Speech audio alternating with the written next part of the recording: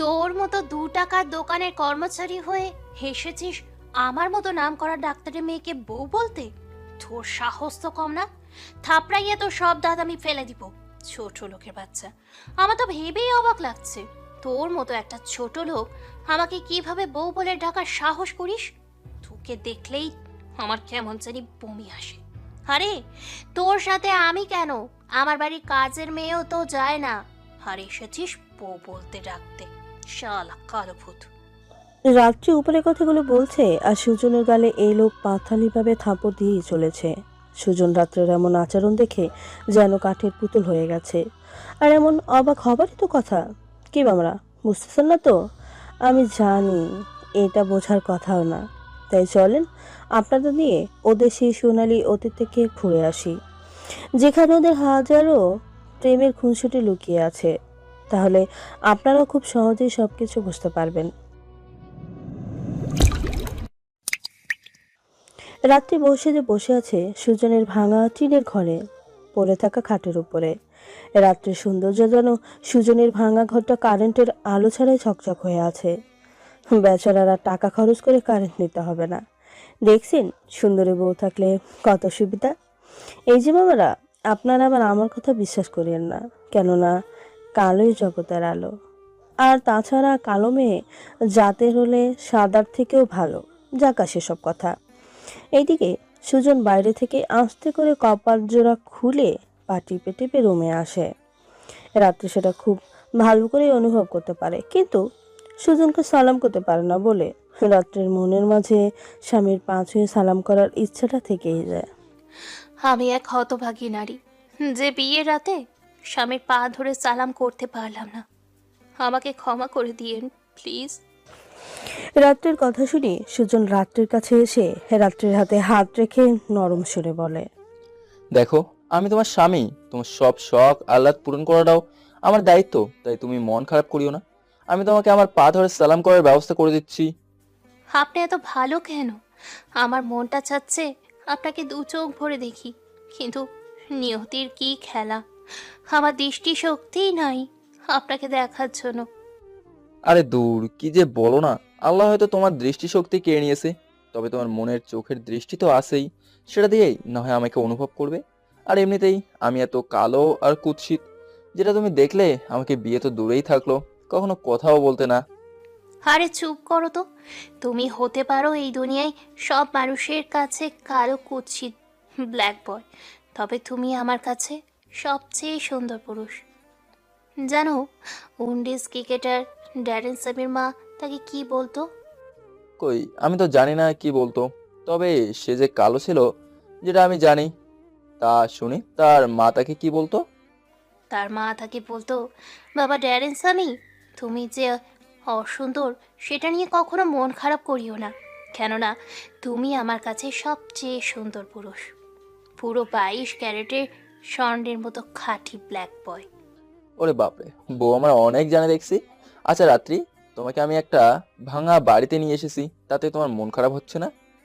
না, আমার একটুও মন খারাপ হচ্ছে না, কারণ আপনি যদি গাছতলা থেকে আল্লাহ দেওয়া সুখে নিয়ামত ধরতে পারেন, তাহলে আমি আপনার সাথে সেই কাজের ভাগিদার ভাঙা ঘরে থেকেই হতে পেরে নিজেকে ধন্য মনে করি।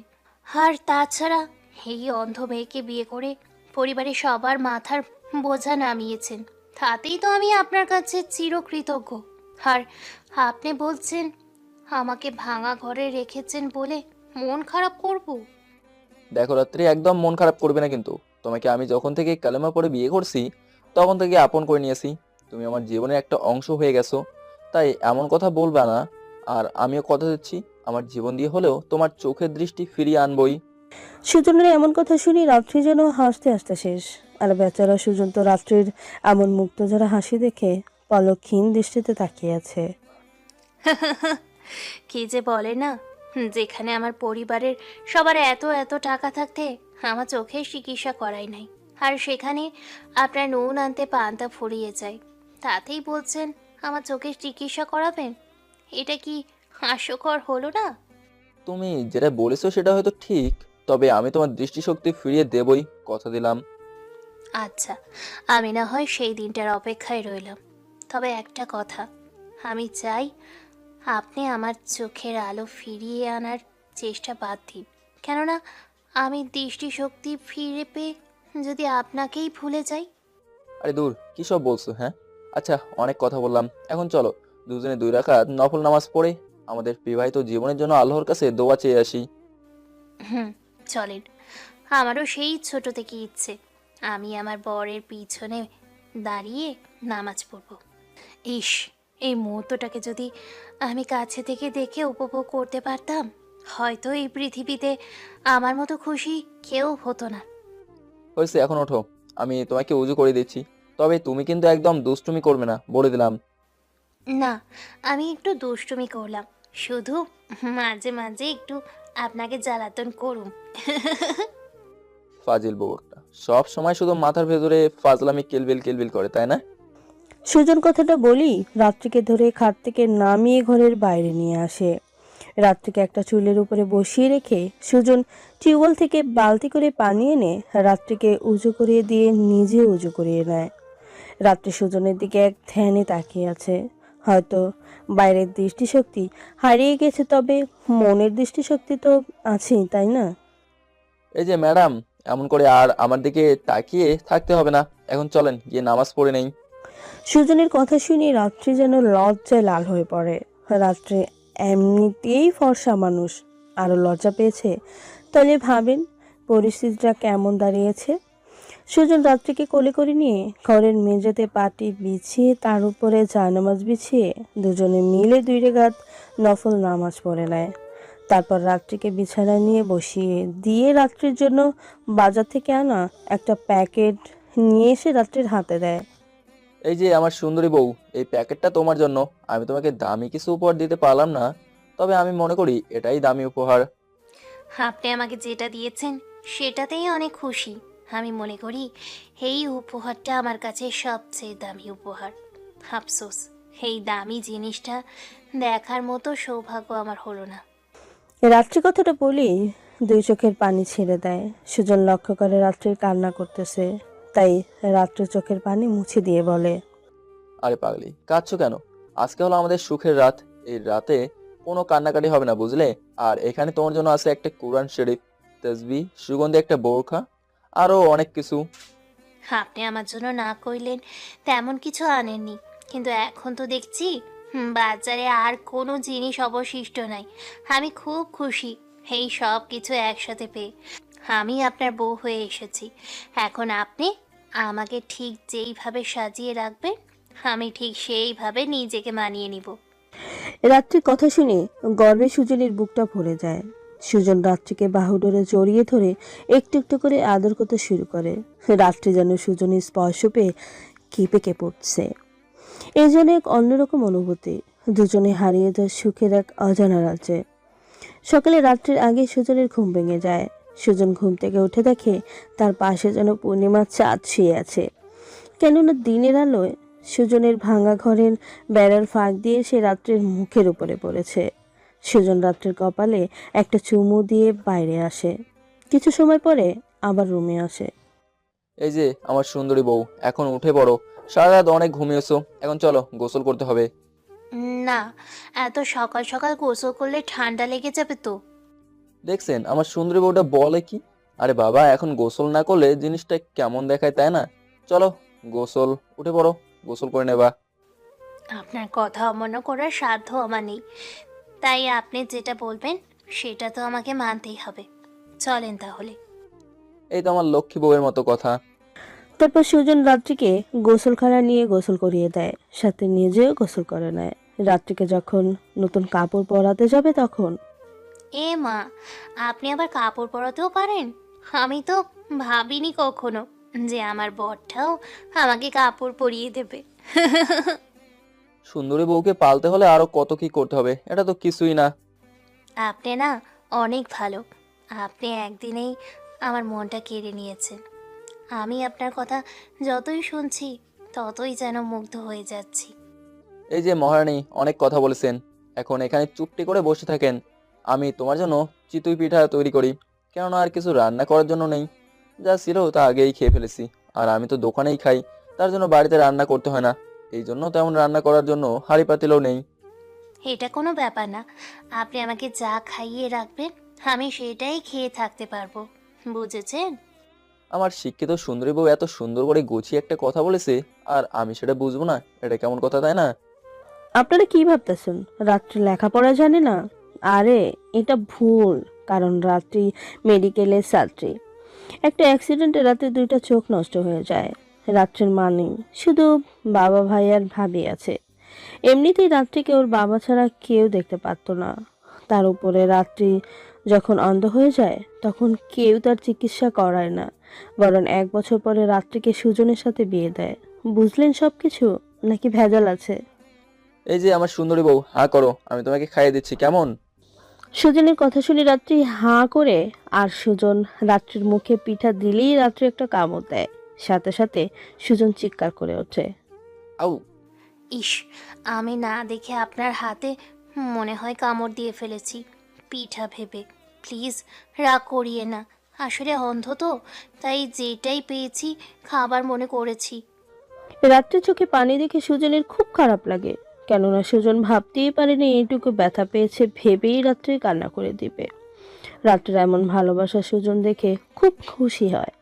রাত্রে চোখের পানি মুছে দিয়ে হাসি মাখা মুখে বলে, আরে আমার সুন্দরী বউ, আমি তো তোমার সাথে মজা করছিলাম, তাতেই তুমি এইভাবে কান্না করবে? আমি তো এমনটা ভেবেই দেখিনি। আপনি মজা করছিলেন আর আমার কষ্ট হচ্ছিল। আপনি জানেন না, স্বামী কখনো কষ্ট পেলে সেই সমান কষ্ট বউয়ের শরীরেও হয়। ওরে বাবা, এত কিছু আমি তো জানি না। আচ্ছা, এখন কথা না বলে চুপচাপ খেয়ে নাও। আচ্ছা, আপনি আমাকে খাইয়ে দিন আর আমি আপনাকে খাইয়ে দিই, কেমন? যদিও আমি ঠিকভাবে খাওয়াতে পারবো না, তবু আপনি একটু সাহায্য করলেই হবে। আচ্ছা ঠিক আছে, আমি পিঠা ছেড়ে তোমার হাতে দিচ্ছি, কেমন? তাহলে তোমার মনের ইচ্ছেটাও অপূর্ণ থাকবে না। এভাবেই কথা বলতে বলতে ওরা খাবার খেয়ে শেষ করে। সুজন রাত্রিকে রুমে নিয়ে এসে খাটে শুয়ে দিয়ে কপালে একটা ভালোবাসার পরশ দিয়ে বলে, সোনা পাখি, তুমি ঘরের মাঝে শুয়ে শুয়ে ঘুমাও, কেমন? আমি বরং কাজে যাই, তোমার জন্য খাবার আনতে হবে। সুজনের কথা শুনে রাত্রির মন খারাপ হয়ে যায়, আর মন খারাপ করে নরম সুরে সুজনকে বলে, আপনি আমাকে এই বাড়িতে একা রেখে কাজে যাবেন? আমি ভয় পাবো না বুঝি? তা কখন আসবেন আবার? দেখো, আমি যদি তোমার সাথে বাড়িতে বসে থাকি তাহলে তো তোমার পেটে খাবার তুলে দিতে পারবো না, আর আমি তো দুপুরে তোমার জন্য খাবার নিয়ে আসবোই। আজকে আমাদের বিয়ের দ্বিতীয় দিন। এই দিনে সাধারণত শ্বশুর বাড়ির লোক এসে জামাই বউকে নিয়ে যায়। হিস, আমার জন্য সেইটা আপনার কপালে নেই। আমার বাবা ভাই আসবে না। আরে মন খারাপ করিও না, আমার ওইসব দরকার নেই। তুমি আমার পাশে থাকলেই হবে। আর বাবা সুস্থ থাকলে তোমাকেও এত কষ্ট পেতে হতো না, তাহলে তোমাকে চিকিৎসা করে ভালো একজন ডাক্তার বানাতেন। জানেন, আমি না মেডিকেল যখন পড়তাম তখন খুব ভালো ছাত্রী ছিলাম। সবাই আমাকে নিয়ে প্রশংসা করত। আমি নাকি একদিন অনেক বড় ডাক্তার হব। তুমি ডাক্তার হয়ে বের হতে কত বছর সময় লাগবে? বেশি না, আমার তো সব পরীক্ষা শেষ হয়েই গিয়েছে। ফাইনাল পরীক্ষা দিয়েছিলাম, রেজাল্টও খুব ভালো হয়েছে। শুধু এখন ইন্টারনেটটা করতে পারলেই আমি ডাক্তার হয়ে বেরোতাম। আল্লাহ আমার কপালে সেটা রাখেনি হয়তো, তাই এমনটা হলো। এমন করে বলো না, আমি তোমার দৃষ্টিশক্তি ফিরিয়ে আনবো, তখন তুমি আবার আগের মতো হয়ে যাবে। এখন লোকটির মতো শুয়ে থাকো। আচ্ছা, তার আগে আপনি আমার কপালে একটা চুমু দেন। কই, মাথাটা আমার কাছে আনে। ইস, আমার বরটার যেন কোনো ফাজিল মেয়ের নজর না লাগে। তুমি আসলেই পাগলি একটা। সুজন কথাটা বলি রাত্রির কপালে একটা চুমু দিয়ে দোকানে চলে যায়। দোকানে এসে দোকান খুলে সবকিছু ঝাড়ু দিয়ে গোছাতে শুরু করে। কিছু সময় পরেই দোকানের মালিক রফিক চলে আসে। কিরে সুজন, তুই কালকে বিয়ে করে আনলি আর আজকেই কাজে এসেছিস, ঘরে একা নতুন বউকে রেখে? চাচা, কি করব বলেন? আমি এমন একজন মানুষ যে কিনা বউকে সময় দিতে পারলাম না। ঘরে এক মুঠো চাল ডাল কিছুই নেই। কাজ না করে বউ নিয়ে পড়ে থাকলে তো আর পেটে খাবার পড়বে না। সেটা না হয় বুঝলাম, তাই বলে এইভাবে দোকানে আসবে? আচ্ছা, দুপুরে যাওয়ার সময় আমার থেকে টাকা নিয়ে হোটেল থেকে বৌমার জন্য খাবার কিনে নিয়ে যাস। ঠিক আছে চাচা। এখন মন দিয়া কাজ কর, কেমন? এই করে মালগুলো ঠিক মতো নামিয়ে নে। আসলে দোকান অনেক কিপটে আর বদমাদাজি হলেও সুজনকে খুব ভালোবাসে, একদম ছেলের মতোই আদর করে। আর সুজনও বাবার মতোই শ্রদ্ধা করে। এদিকে রাত্রে শুয়ে শুয়ে মনের আনন্দে গুনগুন করে গান গাইতেছে। আমি সাজাবো তোমাকে বন্ধু মনে করে, সাথী হয়ে থেকো যদি আমারই ঘরে, আমি সাজাবো তোমারে। ইস, ম্যাডামের গান শুনে আমি নিজেই তো মুগ্ধ হয়ে গেছি। আপনার আবার ক্রাশ টাশ খায়েন না কিন্তু। দেখতে দেখতে দুপুর হয়ে যায়। সুজন দোকানি থেকে টাকা নিয়ে হোটেলে চলে আসে। দেখে দেখে মুরগির বড় একটা রান আর কিছু টুকরো মাংস সাথে ভাত নিয়ে আসে। সুজন বাড়িতে এসে রুমের তালা খুলে দেখে রাত্রি সুন্দর করে ঘুমিয়ে আছে। সুজনের ঘরটা মনে হয় পূর্ণিমার আলোর মতো ভরে গেছে। এই যে মিস সুন্দরী বউ, আর কত ঘুমাবে? অনেক তো ঘুমালে, তাই না? ও, আপনি কখন আসলেন? আসলে আমি কখন ঘুমিয়ে গেছি সেটাই বলতে পারবো না, তবে আপনার ঘরে আমার খুব সুন্দর ঘুম হয়েছে। হইছে, আর বলতে হবে না। এখন চলো, তোমাকে ফ্রেশ করিয়ে আনি। খাবারটা খাইয়ে আমাকে আবার কাজে যেতে হবে। আবার আপনি কাজে যাবেন? তাহলে আমাকে আরও সময় একা থাকতে হবে। আর এমনিতেই অন্ধদের কাছে মানুষ থাকলেও যা, না থাকলেও তো তাই। বুঝি, বুঝতে তো আর পারি না কখন রাত হয় আর কখনো দিনের আলো জ্বলে ওঠে।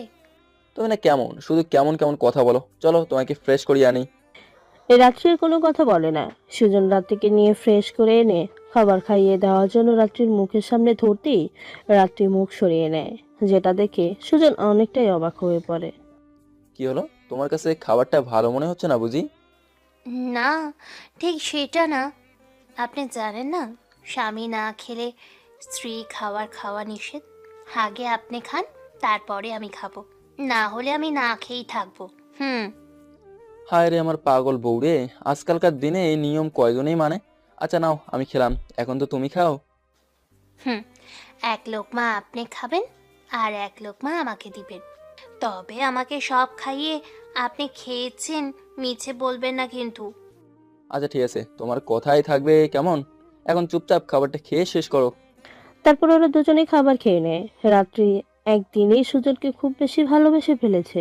মনে হচ্ছে সুজন রাত্রির আরো আগে থেকেই চেনা। সুজন রাত্রিকে খাইয়ে দেয়। তুমি থাকো, আমি কিন্তু গেলাম। আচ্ছা যান, তবে সাবধানে দেখে শুনে কাজ করিলেন কেমন? তুমিও সাবধানে থাকিও কিন্তু। সুজন কথাটা বলি আবারও দোকানে চলে আসে। এভাবেই চলতে থাকে দিন। অনেক কষ্টের মাঝে দিয়ে দিন কাটতে থাকে। রাত্রি আর সুজনের। একদিন সুজনকে রাত্রি বলে, আচ্ছা, এভাবে বাইরে থেকে খাবার আর কতদিন কিনে আনবেন বলেন? তার থেকে ভালো আপনি বাজারে গিয়ে হাঁড়ি পাতিল আরও যা যা লাগে সব কিছু কিনে আনেন।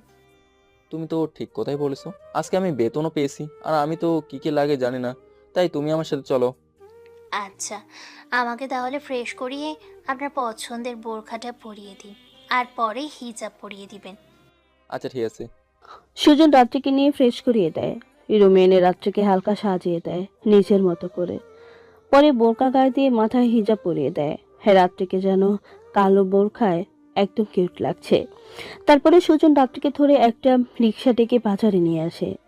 রাত্রিকে একটা দোকানের সামনে দাঁড় করিয়ে, রাত্রি, তুমি এখানে একটু দাঁড়িয়ে থাকো, আমি টাকা উঠিয়ে আনি। এখান থেকে কোথাও যেও না কিন্তু। আচ্ছা ঠিক আছে, আপনি তাড়াতাড়ি আইসেন কিন্তু। আচ্ছা ঠিক আছে, যাবো আর আসবো। সুজন কথাটা বলি সেখান থেকে চলে যায়। আর এদিকে রাত্রি দাঁড়িয়ে অপেক্ষা করতে থাকে। সবাই রাত্রিকে দেখছে।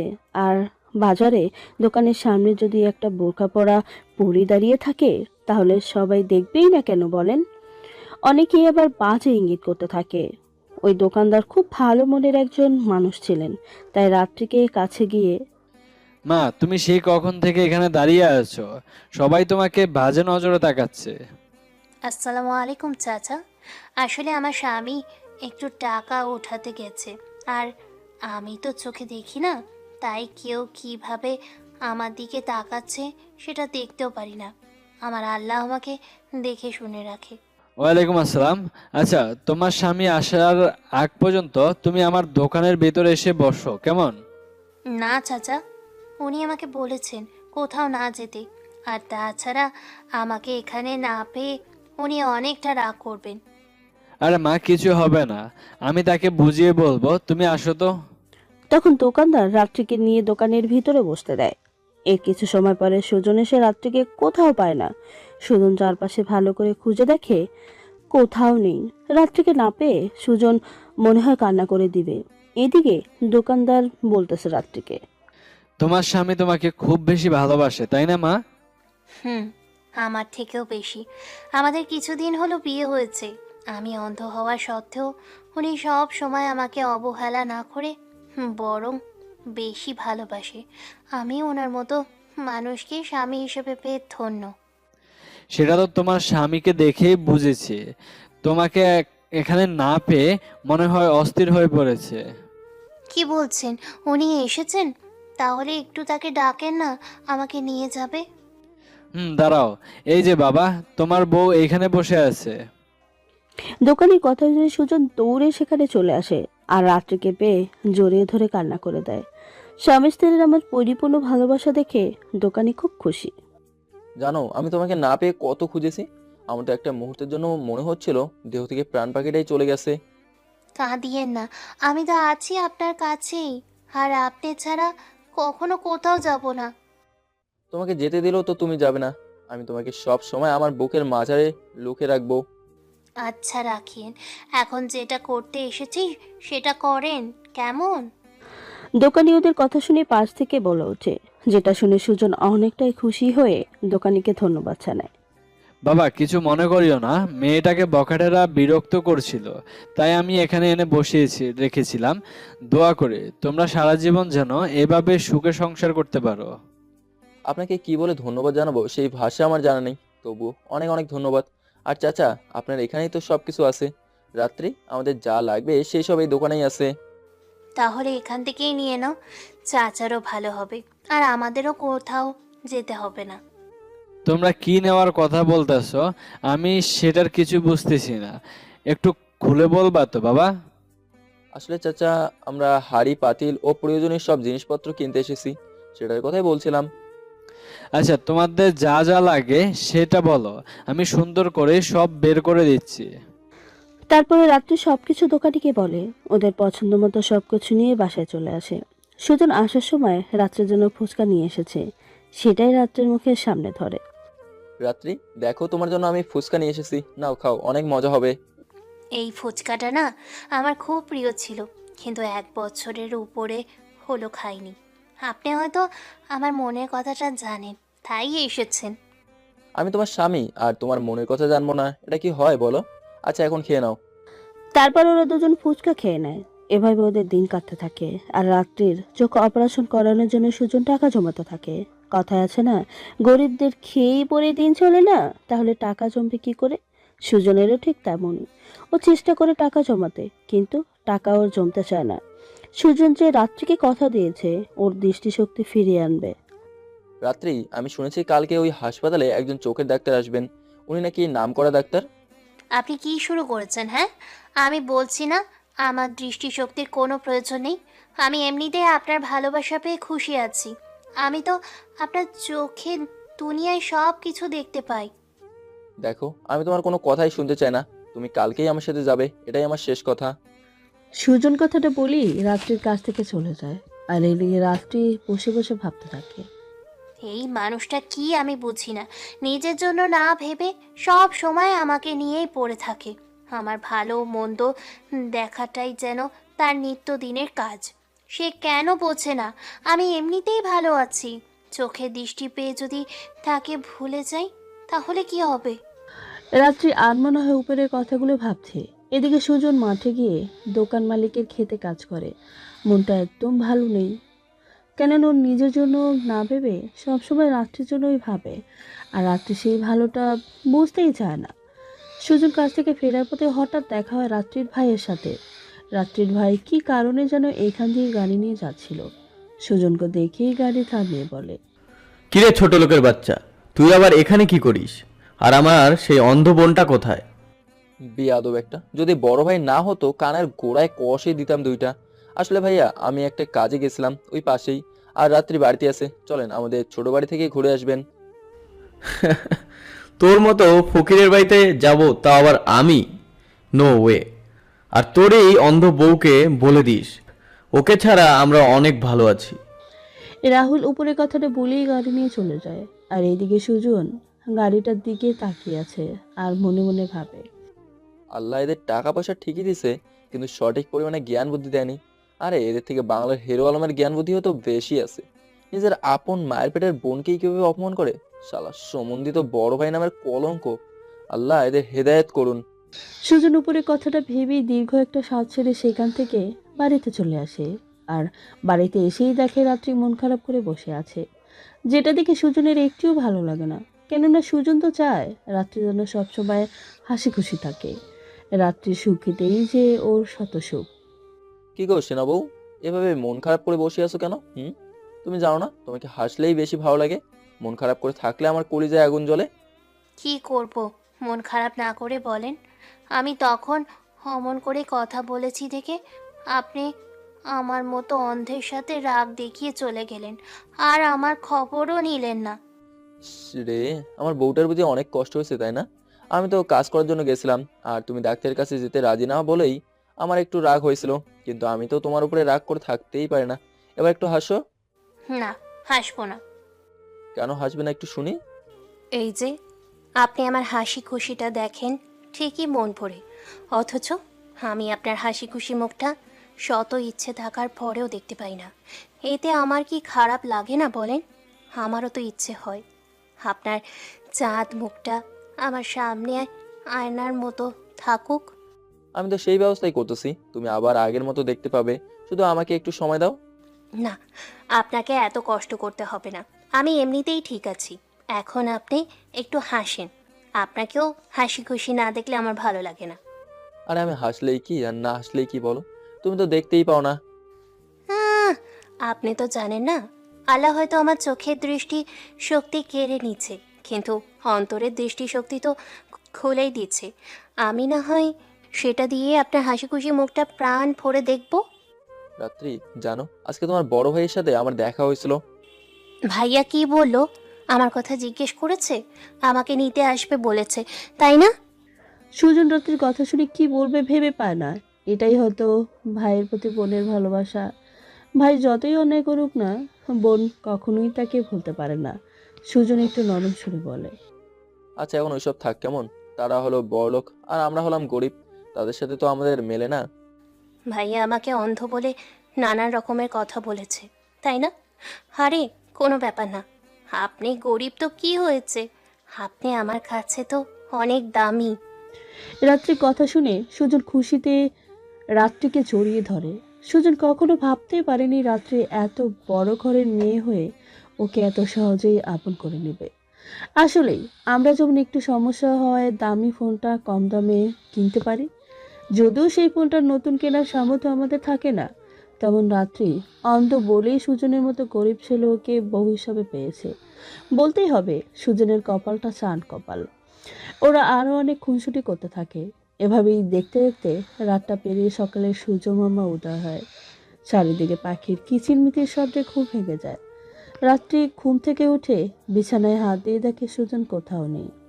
এই যে মিস্টার স্বামী, আপনি কি আছেন এখানে নাকি কোথাও চলে গেছেন? রাত্রির কথা জবাব সুজন দেয় না, কারণ সুজন তো রুমও নেই, চলে গেছে সেই কখন দোকানের থেকে টাকা নিয়ে আনতে। এদিকে রাত্রি কোনো সারা শব্দ না পেয়ে বলে, মনে হয় রুমে নেই, কোথাও হয়তো চলে গেছে, আমি ঘুমিয়ে থাকার কারণে হয়তো ডাকেনি। রাত্রি একা একা বিছানা থেকে নামতেই ঠাস করে খাটের উপর থেকে মাটিতে পড়ে যায়। এদিকে রাত্রে মাটিতে পড়তেই সুজন এসে খপ করে ধরে ফেলে, কেননা সুজন তখন রুমে প্রবেশ করে। কে? কে? আচ্ছা তুমি একা একা বিছানা থেকে নামতে গেছো কেন? দেখলে আমি না আসলেই তো কিছু একটা হয়ে যেত। আসলে আমি আপনাকে ডেকে পাইনি তো, তাই ভাবলাম নিজে নিজে একটু হাঁটার চেষ্টা করি। আর আমার মতো অন্ধের সাথে নতুন করে কি আর হবে? রাত্রির এমন কথা শুনে সুজনের অনেকটাই রাগ হয়। রাগে মনে হচ্ছে মাথাটা ফেটে যাবে। সুজন কষে একটা থাপড় রাত্রির গালে মারতে নিয়েও পারে না। রাগে কটকট করতে করতে বলে, দেখো রাত্রি, আমি তোমাকে ভালোবাসি বলেই কিন্তু তোমার সব কথা আমি মেনে নেব না। তোমাকে আমি তো বোঝা মনে করি না। তাহলে তুমি নিজের অন্ধ বলে বোঝা কেন মনে করছো? হ্যাঁ, আপনি পচা, আমাকে না বুঝিয়ে এভাবে বকা দিলেন। আমি না হয় মনের ভুলে আপনি সহ্য করেন না সেই কথাটা বলেছি, তাই বলে এমন করবেন? আরে কি জ্বালা, তুমি কাঁদছো কেন? আচ্ছা হয়েছে, এখন চলো ফ্রেশ হবে, আর একটু পরেই হাসপাতালে যাব। দেখেন, হাসপাতালে না যাওয়াটাই কিন্তু ভালো। শুধু শুধু টাকাগুলো নষ্ট করার কোনো মানেই হয় না। তোমাকে সুস্থ করে তুলতে আমার জীবন দিতে হলেও আমি সেটাই দেব। তবুও তোমার চোখের দৃষ্টি আমি ফিরিয়ে আনবই। এখন কথা না বলে চলো, না হলে কানের গোড়ায় দেবো কিন্তু। সুজনের কথা শুনে রাত্রি একটু ভয় পেয়ে যায় আর সুজনের সাথে টিউবওয়েলে গিয়ে ফ্রেশ হয়ে নেয়। রাত্রিকে সুজন সুন্দর করে সাজিয়ে সাথে নিয়ে হাসপাতালে চলে আসে। আমরা হাসপাতালে চলে এসেছি, এখন চলো আমরা ওইখানে গিয়ে অপেক্ষা করি। যে সিরিয়াল আল্লাহ জানে আমাদের সিরিয়াল কখন হবে। হাসপাতালে তো ভিড় থাকবে, এটাই স্বাভাবিক। দিনে কত মানুষ অসুস্থ হয়ে এখানে আসে। ও, আমার তো মনেই ছিল না তুমি আবার হবু ডাক্তার, তাই এইসব তো তোমার জানাই আছে। আপনার মুখে আমি হবু ডাক্তার কথাটা শুনে ভালোই লাগে, তবে নিজেকে বড্ড অসহায় মনে হয় যখন ডাক্তার শব্দটা কানে আসে। আজ সব কিছু থেকেও আমি ডাক্তার হতে পারিনি। সুজন কিছু বলতে যাবে, ঠিক সেই মুহূর্তে একজন লোক এসে বলে যায়। কপাল ভালো থাকায় সিরিয়ালটা আগেই হয়েছে। তারপরে সুজন রাত্রিকে ধরে ডাক্তারের কেবিনে নিয়ে আসে। ডক্টর অমিত রাত্রিকে চিনতে পারেনি বোরকা পরে থাকায়। আসসালামু আলাইকুম স্যার। ওয়ালাইকুম আসসালাম। তা মিস্টার সুজন, আপনার স্ত্রী চোখের সমস্যা। হ্যাঁ ডাক্তার সাহেব, আপনি একটু এই রিপোর্টগুলো আগে দেখেন, কারণ এর আগেও ডাক্তারকে দেখানো হয়েছিল। সুজনের হাত থেকে ফাইলটা নিয়ে অমিত দেখতে থাকে, পরে নিজের মতো আরও কিছু টেস্ট দেয়। সেই রিপোর্ট ডাক্তারের হাতে আসলে মিস্টার সুজন, আপনার স্ত্রীর চোখের যে কন্ডিশন, সেটা অপারেশন করেও ভালো হবে না, কেননা দুটি চোখ একেবারেই ড্যামেজ হয়ে গেছে। ডাক্তার সাহেব, তাহলে রাত্রি কি আর কোনোদিনও এই দুনিয়ার আলো দেখতে পাবে না? ডাক্তার কিছু বলার আগেই পাশ থেকে রাত্রি বলে ওঠে। চলেন না, আমরা চলে যাই। উনি তো বলল আমার চোখ আর ভালো হবে না, আর আমি নিজেও জানি এই ধরনের অ্যাক্সিডেন্টের পর চোখ ভালো থাকে না। রাত্রি কণ্ঠ শুনে অমিত ধরতে পারে এটা তার চেনা কেউ, তাই সুজনকে বলে। মিস্টার সুজন, আপনি কিছু মনে না করলে আমি কি আপনার স্ত্রীর মুখটা দেখতে পারি? কেননা আপনার ওনার কণ্ঠ শুনে খুবই পরিচিত মনে হচ্ছে। সুজন কিছু বলার আগেই রাত্রি বলে। পরিচিত তো মনে হবেই, কারণ আপনি আমাকে আগে থেকেই চেনেন। আমি আপনার মেয়ের জামাই, রাহুলের ছোট বোন। কি? তুমি তাহলে সেই মেয়ে যাকে আমার মেয়ে ও মেয়ের জামাই একটা গরিব ছেলের সাথে বিয়ে দিছে? আমি সেই। আর শোনেন ডাক্তার সাহেব, আমার স্বামী গরিব হতে পারে, কিন্তু কখনো আমাকে না খাইয়ে রাখে না। আমার স্বামী আমার কাছে সবচেয়ে দামি, বুঝেছেন? আরে মা, তুমি রাগ করতেছো কেন? আমি তো এমনিতেই তোমাকে জিজ্ঞেস করলাম। আসলে তোমার বাবার অসুস্থ হয়ে পড়লে আমি দেখতে গিয়ে শুনি তোমার কথা। দেখুন ডাক্তার সাহেব, আমি চোখে দেখি না, তাই আপনার সাথে বেশি কথাও বলতে চাই না। আপনার যা বলার আমার স্বামীকেই বলেন। এই যে আমার পতিদেব, আমাকে বাইরে রেখে এসে আপনি ডাক্তারের থেকে যা শোনা শোনেন, তার কথা আমার শুনতে ইচ্ছে করছে না। রাত্রির কথা শুনে সুজন আর কিছু বলে না, রাত্রিকে বাইরে একটা বেঞ্চে বসিয়ে রেখে আসে। ডাক্তার সাহেব, কিছু মনে করবেন না, আসলে রাত্রির সাথে আমার পরিবার যেটা করেছে সেটা হয়তো শুনেছেন, তাহলে এমনটা করা স্বাভাবিক। সেটা আমি জানি। তবে রাত্রির সাথে যেটা করেছে সেটা আসলে তারা ঠিক করেনি। তারা চিকিৎসা করালে রাত্রি ওর দৃষ্টিশক্তি ফিরে পেত আর একজন পরিপূর্ণ ডাক্তার হতে পারত। আমি সেই জন্য চাই রাত্রি ওর চোখের দৃষ্টি ফিরে পাক, ওর জীবনের সব ইচ্ছেগুলো পূরণ হোক। দেখুন মিস্টার সুজন, এটা তো বললেই হবে না, তার জন্য অনেক টাকা লাগবে। তাও ভালো হবে কিনা সেটা কোনো নিশ্চয়তা নেই। আচ্ছা, কত টাকা হলে আমি রাত্রে অপারেশনের ব্যবস্থা করতে পারবো শুনি? আমার যা আছে সব দিয়ে হলেও রাত্রিকে ভালো করবই। এখানে টাকা পয়সা তো লাগবেই, তবে এখন কিছু বলা যাবে না। আরও কিছুদিন পরে আমি রাত্রিকে পরীক্ষা করে বলতে পারবো। এই কয়েকদিন এই মেডিসিনগুলো ওকে খাওয়ান। আচ্ছা, আমি তাহলে সেটাই করি, আর প্রয়োজনীয় টাকা জোগাড় করতে থাকি, কেমন? আপনি বরং সেটাই করেন। আর এই যে আমার কার্ডটা রাখেন। রাত্রি আমার আত্মীয় মানুষ, তাই আমিও চাই রাত্রি আগের মতো হয়ে উঠুক। ধন্যবাদ স্যার, আমি তাহলে এখন আসি। সুজন কথাটা বলে সেখান থেকে চলে আসে বাইরে। রাত্রির কাছে এসে বলে। রাত্রি চলো, আমাদের কাজ হয়ে গেছে, আবার অন্য একদিন আসতে হবে, তোমার দৃষ্টি ভালো হবে ডাক্তার বলেছে। কেন মিথ্যে আশ্বাস দিচ্ছেন? আমি জানি আমার চোখের দৃষ্টি অপারেশন করলে ভালো হবে না। যতক্ষণ না অন্য কারোর চোখ থেকে চোখ নিয়ে আমার চোখে স্থানান্তর করা হবে। আরে ধুর, তুমি এমন একটা ভাবছো। ডাক্তার বলেছে তোমার চোখ ভালো হয়ে যাবে তো হবেই, আর ডাক্তার বলেছে তোমার চোখের কন্ডিশন ভালো আছে, যেটা তুমি জানো না। এখন কথা বলিও না তো। তারপরে রাত্রি আর কোনো কথা বলে না, সুজনের সাথে বাড়িতে চলে আসে। এদিকে রাত্রির বাবা এখন আগের থেকে ভালো হয়ে গেছে, ঠিক আগের মতোই কথাবার্তা, হাঁটাচলা সবকিছুই করতে পারে। বাবা রাহুল, তোরা আমার মেয়েটার সাথে কি করেছিস বলতো? আমি আজ কতদিন হলো চোখের দৃষ্টি হারানো মেয়েটাকে দেখি না। বাবা, আমরা তো রাত্রিকে বিয়ে দিয়ে দিছি, আর একদম চিন্তা করিও না, রাত্রি খুব সুখেই আছে। আমি ওকে সেদিনই তো দেখে আসলাম। না রে বাবা, আমার যে সেটা কোনোভাবেই বিশ্বাস হচ্ছে না। আমার ধারণা আমার মেয়েটা একদম সুখে নেই। তুই কি জানিস রাত্রি এখন কোথায় আছে? আমার মনটা যে ওকে দেখার জন্য ছটফট করতেছে। রাহুল ওর বাপের কথা শুনে কি বলবে ভেবে পায় না। কিছু সময় চুপ থেকে ডাহা একটা মিথ্যা কথা বলার চিন্তা করে। আব্বা, ওরা এখন কোথায় থাকে সেটা তো আমি জানি না, কারণ বিয়ের দিন সুজন রাত্রিকে ওর সাথে নিয়ে গেছে, তো আর আমাদের সাথে যোগাযোগ করেনি। সবটাই আমার দোষ। আমি যদি এমন অসুখে না পড়তাম তাহলে আমার মেয়েটার সাথে এমনটা কখনোই হতো না। চিকিৎসা করালেই ঠিক হয়ে যেত। তুই আমার মা মরা মেয়েটার সাথে যা করেছিস সেটা কোনো ভাই তার বোনের সাথে করতে পারে না। তুই এর শাস্তি একদিন ঠিকই পাবি, দেখিস। আব্বা, আমি শান্ত হয়ে কথা বলছি দেখে ভেবো না আমি ভালো মানুষ। আমি কিন্তু অনেক খারাপ, তাই চুপ করে থাকো। একটা কথা বললে ঘাড় ধাক্কা দিয়ে বাড়ি থেকে বের করে দেব। রাহুলের কথা শুনে ওর বাবা তো পুরোই শক খেয়ে যায়, তাই মনের গোসাকে মনের কোণে লুকিয়ে রেখেই সেখান থেকে চলে যায়। এদিকে রাত্রিকে বিছানায় বসে আছে আর সুজন ওর জন্য রান্না করতেছে। সুজনের রান্না করা শেষ হলে রাত্রিকে খাইয়ে দোকানে চলে আসে। আসসালামু আলাইকুম চাচা, কেমন আছেন? ওয়ালাইকুম আসসালাম, আমি অনেক ভালো আছি। তা তুই কেমন আছিস শুনি? বেশি ভালো না চাচা। কেন রে বাপ, তোর আবার কি হলো? আমি তো তোকে একদম ফিট দেখছি, কোথাও কিছু হবার নমুনা দেখছি না। আরে চাচা, সমস্যা আমার না, সমস্যাটা হলো আমার বউয়ের। ওর চোখ অপারেশন করতে অনেক টাকা লাগবে। আমি গরিব মানুষ, এত টাকা কোথায় পাবো? আবার সম্বল বলতে তো বাপের রেখে যাওয়া 3 শতকের বাড়ি, এটা ছাড়া তো কিছুই নেই। সেটা তো বটে, আসলে আমাদের মতো গরিবদের বড় কোনো রোগ হলে সেটা নিরাময় করা নিরাময় করার সাধ্য থাকে না। কেননা আমরা নুন আনতেই পান্তা ফুরায়, তাহলে টাকা কোথায় পাওয়া যাবে?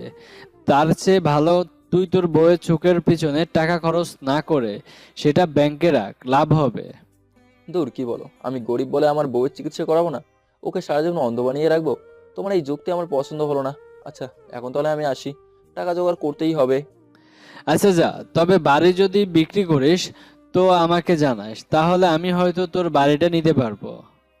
আচ্ছা চাচা, ঠিক আছে, বাড়ি তো বিক্রি করতেই হবে, তাছাড়া যে কোনো পথ আমার কাছে খোলাই নেই। সুজন কথাটা বলেই সেখান থেকে চলে আসে বাড়িতে। ওর যেন কিছুতেই ভালো লাগছে না, ঠিকভাবে রাত্রির সাথেও কথা বলছে না। এভাবেই কেটে যায় 5টা দিন। একদিন রাতে ডাক্তার অমিত সুজনের সাথে দেখা করে। দেখো সুজন, তোমাকে আমার খুব ভালো মনে হয়েছে, তাই আমিও চাই তোমার সাহায্যে আসতে। আমি অনেক চেষ্টা করেছি রাত্রির জন্য চোখ জোগাড় করতে, কিন্তু আমি ওই মডেলের চোখ কোথাও পাইনি। এমনকি এক চোখ হলেই তো আর হবে না, সব কিছুর সাথে সব মিল থাকতে হবে। কি বলেন? আমি বাড়ি বিক্রি করে টাকা জোগাড় করতে চাইছিলাম, আর আপনি হতাশ করে দিচ্ছেন? আরে, এভাবে নিরাশ হলে চলবে না। পথ একটা খোলা আছে, আর সেটা হলো তুমি যদি কোথাও থেকে চোখ ম্যানেজ করতে পারো তাহলে হবে। আর টাকাও কম খরচ হবে, আনুমানিক 3 লাখের মতো। এত টাকা আমি কোথায় পাবো? আমার বাড়িটা বিক্রি করলে না হয় 2,50,000-এর মতো হবে। তাহলে আমি কি রাত্রির মনের আশা পূরণ করতে পারবো না? এভাবে ভেঙে পড়লে চলবে না, নিজেকে শক্ত রাখো। আর আমি চেষ্টা করে দেখি, যদি মেলাতে পারি তাহলে তো হলোই। অমিতের কথা শুনে সজীব অনেক সময় ভেবে ডাক্তারকে উদ্দেশ্য করে বলে। আচ্ছা ডাক্তার, আমার চোখ যদি রাত্রির সাথে মেলে, তাহলে কি আমি ওকে চোখ দিতে পারবো? হুম, অবশ্যই দিতে পারবে। তবে তুমি কি পাগল হয়ে গেছো যে রাত্রির জন্য নিজের চোখ দিতে চাচ্ছ? ডাক্তার সাহেব, যেদিন ওকে পবিত্র কলেমা পড়ে বিয়ে করেছি সেদিন থেকেই ওর সব দায় দায়িত্ব আমার হয়ে গেছে। তাহলে ওকে অন্ধ দেখে আমি কিভাবে থাকবো, যেখানে ওর খুশিতে আমার খুশি? রাত্রি হয়তো খুব ভাগ্যবতী যে তোমার মতো একটা ভালো মনের স্বামী পেয়েছে। সুজন, তুমি আগে ভাবো, তারপরেই সিদ্ধান্ত নিও। হুট করে একটা সিদ্ধান্ত নেওয়া ঠিক না। ডাক্তার সাহেব, এত ভাবার কি আছে? আমি তো চাই রাত্রি ডাক্তার হোক, আর ডাক্তার হওয়ার পরে আমাকে চোখ লাগিয়ে দেবে, তাহলেই হবে। আপনি শুধু শুধু ভাবেন। সুজন কথাটা বলেই সেখান থেকে চলে আসে, আর এদিকে ডাক্তার সেখানে দাঁড়িয়ে ভাবতে থাকে। এমন কি মানুষ আছে যে নিজের চোখে তার অন্ধ বউকে দিতে চায়? আল্লাহ, তুমি ওদের নেক মনোবাসনা পূরণ করে দিও। সুজন বাসায় এসে দেখে রাত্রি শুয়ে দরজার দিকে তাকিয়ে নিজে নিজেই বলতেছে, আমার বরটার মনে হয় কোনো কাণ্ডজ্ঞান নেই। ঘরে একটা বউ রেখে বাইরে গিয়ে থাকে, যেখানে তার বউ চোখে দেখে না। রাত্রির এমন কথাগুলো সুজন বাইরে থেকে ভিতরে ঢুকতে ঢুকতে বলে। তোমার স্বামীর কাণ্ডজ্ঞান ঠিকই আছে, তাই তো তাড়াতাড়ি বাড়িতে চলে আসলাম, বুঝেছো? আপনি আইছেন? আমাকে রেখে কোথায় গিয়েছিলেন? হ্যাঁ, আমি বুঝি একা একা ভয় পাই না? ওলে বাবা, তুমি আবার ভয়ও পাও?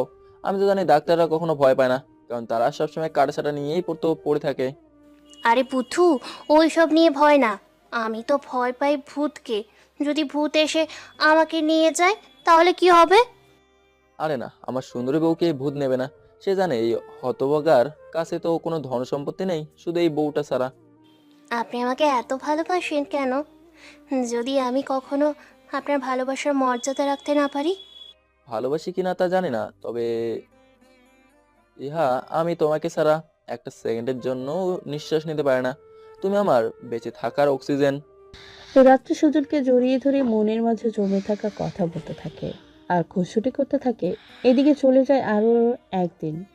সুজন দোকানদারের কাছে ওর বাড়িটা 2,80,000 টাকা বিক্রি করে দেয় আর টাকা নিয়ে ডাক্তারের কাছে চলে আসে। ডাক্তার সাহেব, আমি কি ভেতরে আসতে পারি? আসো। তা মিস্টার সুজন, ভাবনা চিন্তা করে কি সিদ্ধান্ত নিলে? কি আর ভাববো বলেন, আমি ঠিক করে নিছি আমার চোখ দুটো রাত্রিকে লাগিয়ে দিন। আর হ্যাঁ, আমি যে চোখ দিছি সেটা যেন রাত্রি কেন কেউ যেন জানতে না পারে। এটা শুধু আমার আর আপনার মাঝেই থাকবে। দেখো সুজন, এটা কিন্তু আমার মোটেও ভালো লাগছে না। তুমি নিজে অন্ধ হয়ে বউকে ভালো করতে চাও। ডাক্তার সাহেব, আমি আমার মতো কেউ না, আর আমিও অন্য কারো মতো না। এখন কথা হলো, আমি 2,80,000 টাকায় জোগাড় করতে পেরেছি। সেটা আমার শেষ সম্বল, বাড়িটা বিক্রি করে এটার মধ্যেই সব ঠিক করে দিয়েন। আমি তোমাকে যতই দেখছি ততই যেন মুগ্ধ হয়ে যাচ্ছি। তাকে আল্লাহ কোনো মাটি দিয়ে বানাইছে? হ্যাঁ, এখন এইসব ভাবা বাদ দিন, আর কি করতে হবে সেটা করেন প্লিজ। এটা আমার একটা অনুরোধ আপনার কাছে। সুজনের কথা শুনে ডাক্তার আর কিছু না বলে সুজনকে নিয়ে সব ধরনের টেস্ট করে রিপোর্ট দেখে সব কিছুই ঠিক করে আসে এবং 2 দিন পরে রাত্রি চোখ অপারেশন করবে বলে ডেট ঠিক করে। সুজন, তুমি তাহলে বাড়িতে গিয়ে এই দিন আরামে রাত্রিকে দেখো। পরে তো রাত্রি তোমাকে দেখবে, তুমি শুধু অন্ধকার খুঁজবে। ডাক্তার সাহেব, আপনিও মজা নিলেন। আচ্ছা যাই হোক, আমি তাহলে আসি, কেমন? সাবধানে যেও। আর রাত্রিকে যেভাবে হোক ম্যানেজ করিও যে তুমি অপারেশনের সময় থাকতে পারবে না, একটা জরুরি কাজে বাইরে যাবে। ঠিক আছে, এটা তো করতে হবে, না হলে পাগড়িটা অপারেশন করাতে রাজি হবে না একটুও। সেটা আমি ভালো করেই জানি। কথাটা বলেই সুজন বাড়িতে চলে আসে। সুজনের মনটা আজকে সেই খুশি, কারণ আর মাত্র 2 দিন পরেই রাত্রি ওকে দেখতে পারবে। সুজন খুশি মনে রাত্রির কাছে এসে বলে, এই যে সুন্দরী বউ, তোমার জন্য একটা খুশির সংবাদ আছে, যেটা শুনলে তুমি সেই খুশি হবে। তাই নাকি? আপনি আমার জন্য বাইরে থেকে সদাই না এনে খুশি সংবাদ নিয়ে এসেছেন। তা শুনি, কি সেই খুশি সংবাদ?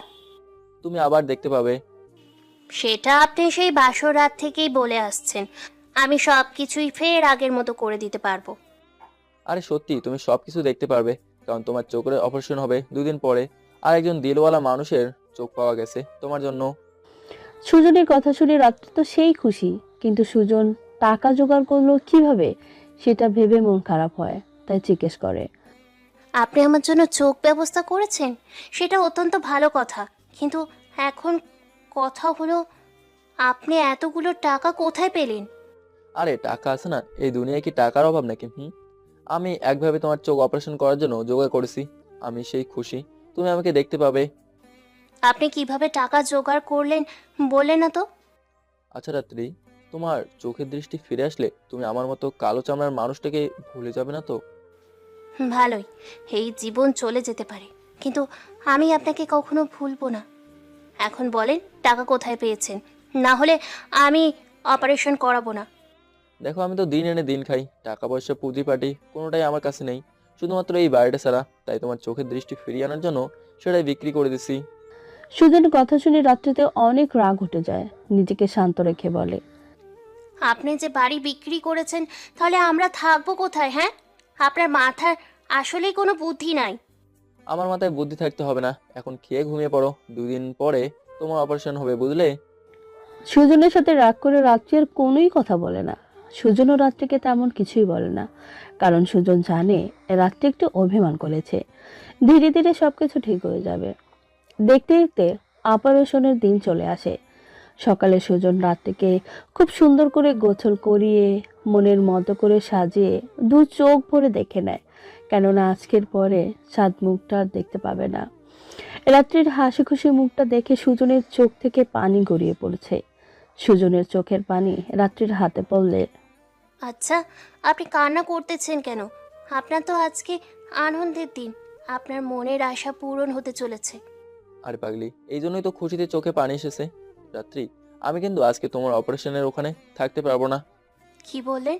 আমার অপারেশন হবে আর আপনি থাকবেন না? এটা কেমন কথা? আসলে আমাকে চাচা একটা কাজের জন্য দূরে পাঠাবে, সামনেই 2 দিন পরেই চলে আসবো। আর অমিত স্যারকে বলেছি, উনি সব ব্যবস্থা করে দেবেন। আপনি যেখানে যাচ্ছেন যান, আমি অপারেশন করাবো না।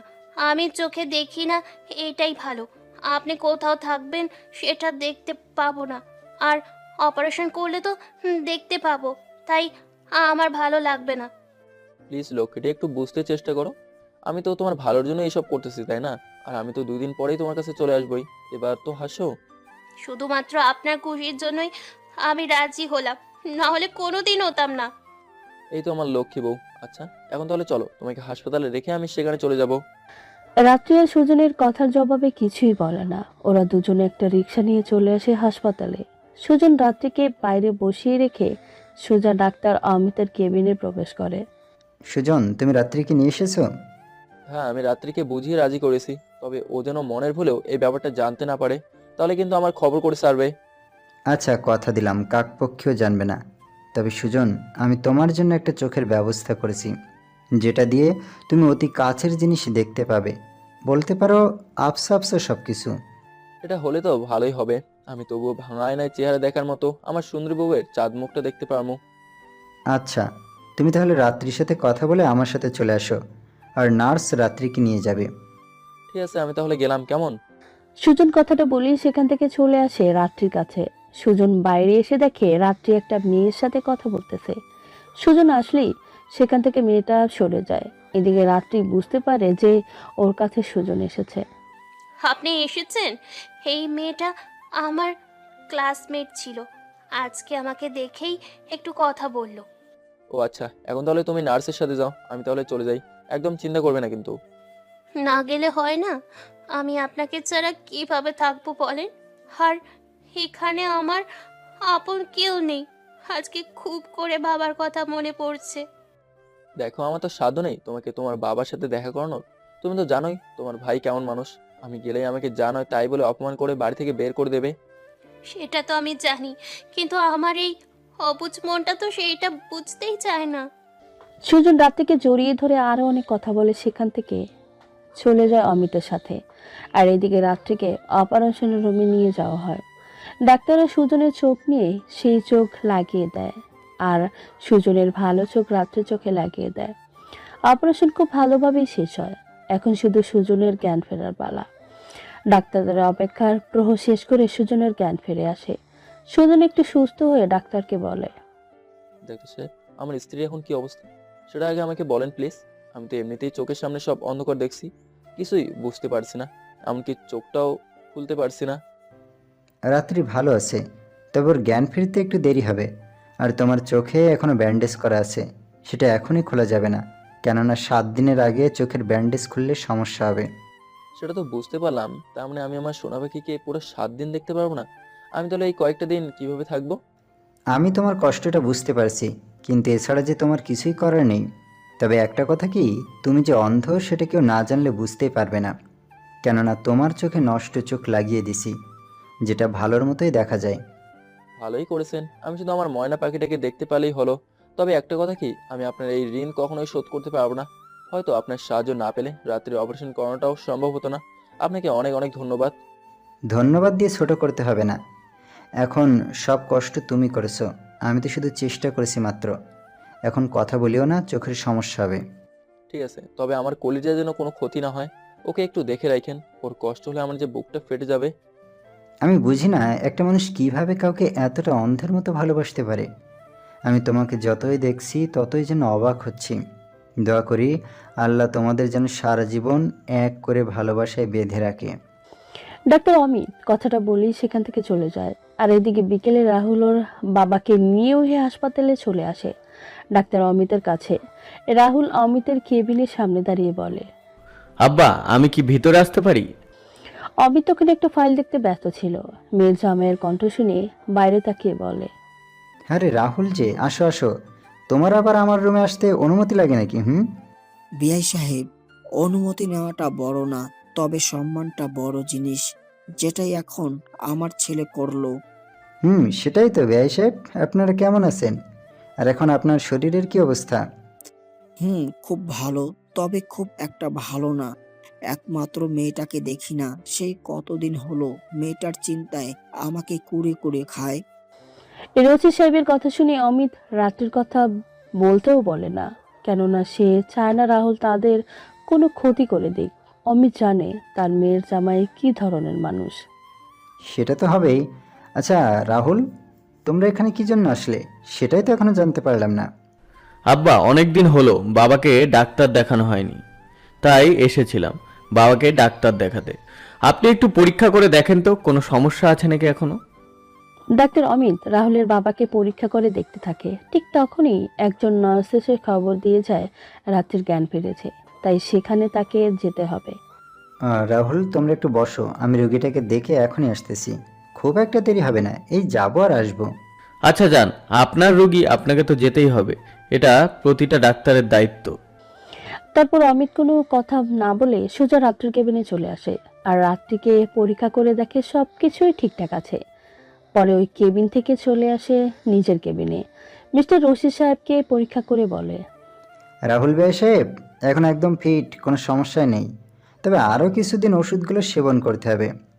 আচ্ছা ঠিক আছে, এখন তাহলে আমরা আসি। আর বাবা আপনার কাট আর বাবা আপনি আমার কাট আর বাবা আপনি আমাদের বাড়িতে গিয়ে আপনার মেয়েকে দেখে আসেন কেমন। যাবো এক সময়। তা বাবা, তোমরা নাস্তা করে যাও, সেই কখন এসেছো? না বাবা, এখন এইসব করতে পারলাম না। আপনার মেয়ে বাড়িতে একা আছে, তার সম্পর্কে তো আপনি জানেন ভালো করেই। অমিত আর কিছু বলে না। ওরা সবাই সেখান থেকে চলে যায়। আর এর মাঝে দিয়েই পার হয়ে যায় 2টা দিন। ডাক্তার অমিত রাত্রির কাছে আসলেই বলে, আচ্ছা ডাক্তার সাহেব, আমার স্বামী কোথায়? ওকে তো আমি কোথাও দেখছি না। সেই যে গেল, আর তো এলো না। আসলে সুজন একটা কাজে আটকা পড়েছে, কিছুদিন পরেই চলে আসবে। আর সে আমার থেকে সব সময় তোমার খবর নিচ্ছে। বলতেই হবে সুজন তোমাকে অনেক বেশি ভালোবাসে। দেখ, আমার আর ভালোই লাগছে না। এই কয়েকটা দিন কবে যাবে আমি আমার স্বামীকে মন ভরে দেখতে পাবো? ইস, তখন আমার অনুভূতিটা কেমন হবে ভাবতেই অবাক লাগে। সেটাই। আচ্ছা মা, তুমি থাকো, আমি একটু অন্য দিক থেকে ঘুরে আসি, কেমন? হুম, যান তাহলে। আর আমার পাগলটা আপনার সাথে যোগাযোগ করলে বলিয়ে, তার বউ তাড়াতাড়ি ফিরে আসতে বলেছে। মা, অবশ্যই। আচ্ছা এখন বেশি কথা বলিও না, কেমন? অমিত কথাটা বলেই সেখান থেকে চলে আসে। আর এইদিকে রাত্রি বসে বসে সুজনকে ঘিরে মনের মাঝে নানান রকমের স্বপ্ন বলতে থাকে। এদিকে অমিত সুজনের কাছে চলে আসে। কি ব্যাপার মিস্টার সুজন, তোমার মনটা এত বিষণ্ণতায় ভরে আছে কেন? বাড়িটার কথা খুব করে মনে পড়ছে। মনে হচ্ছে কতদিন হলো রাত্রিকে দেখি না। বুকের ভেতরটা পানির তৃষ্ণার মতো, ওকে দেখারই তৃষ্ণায় ভরে আছে।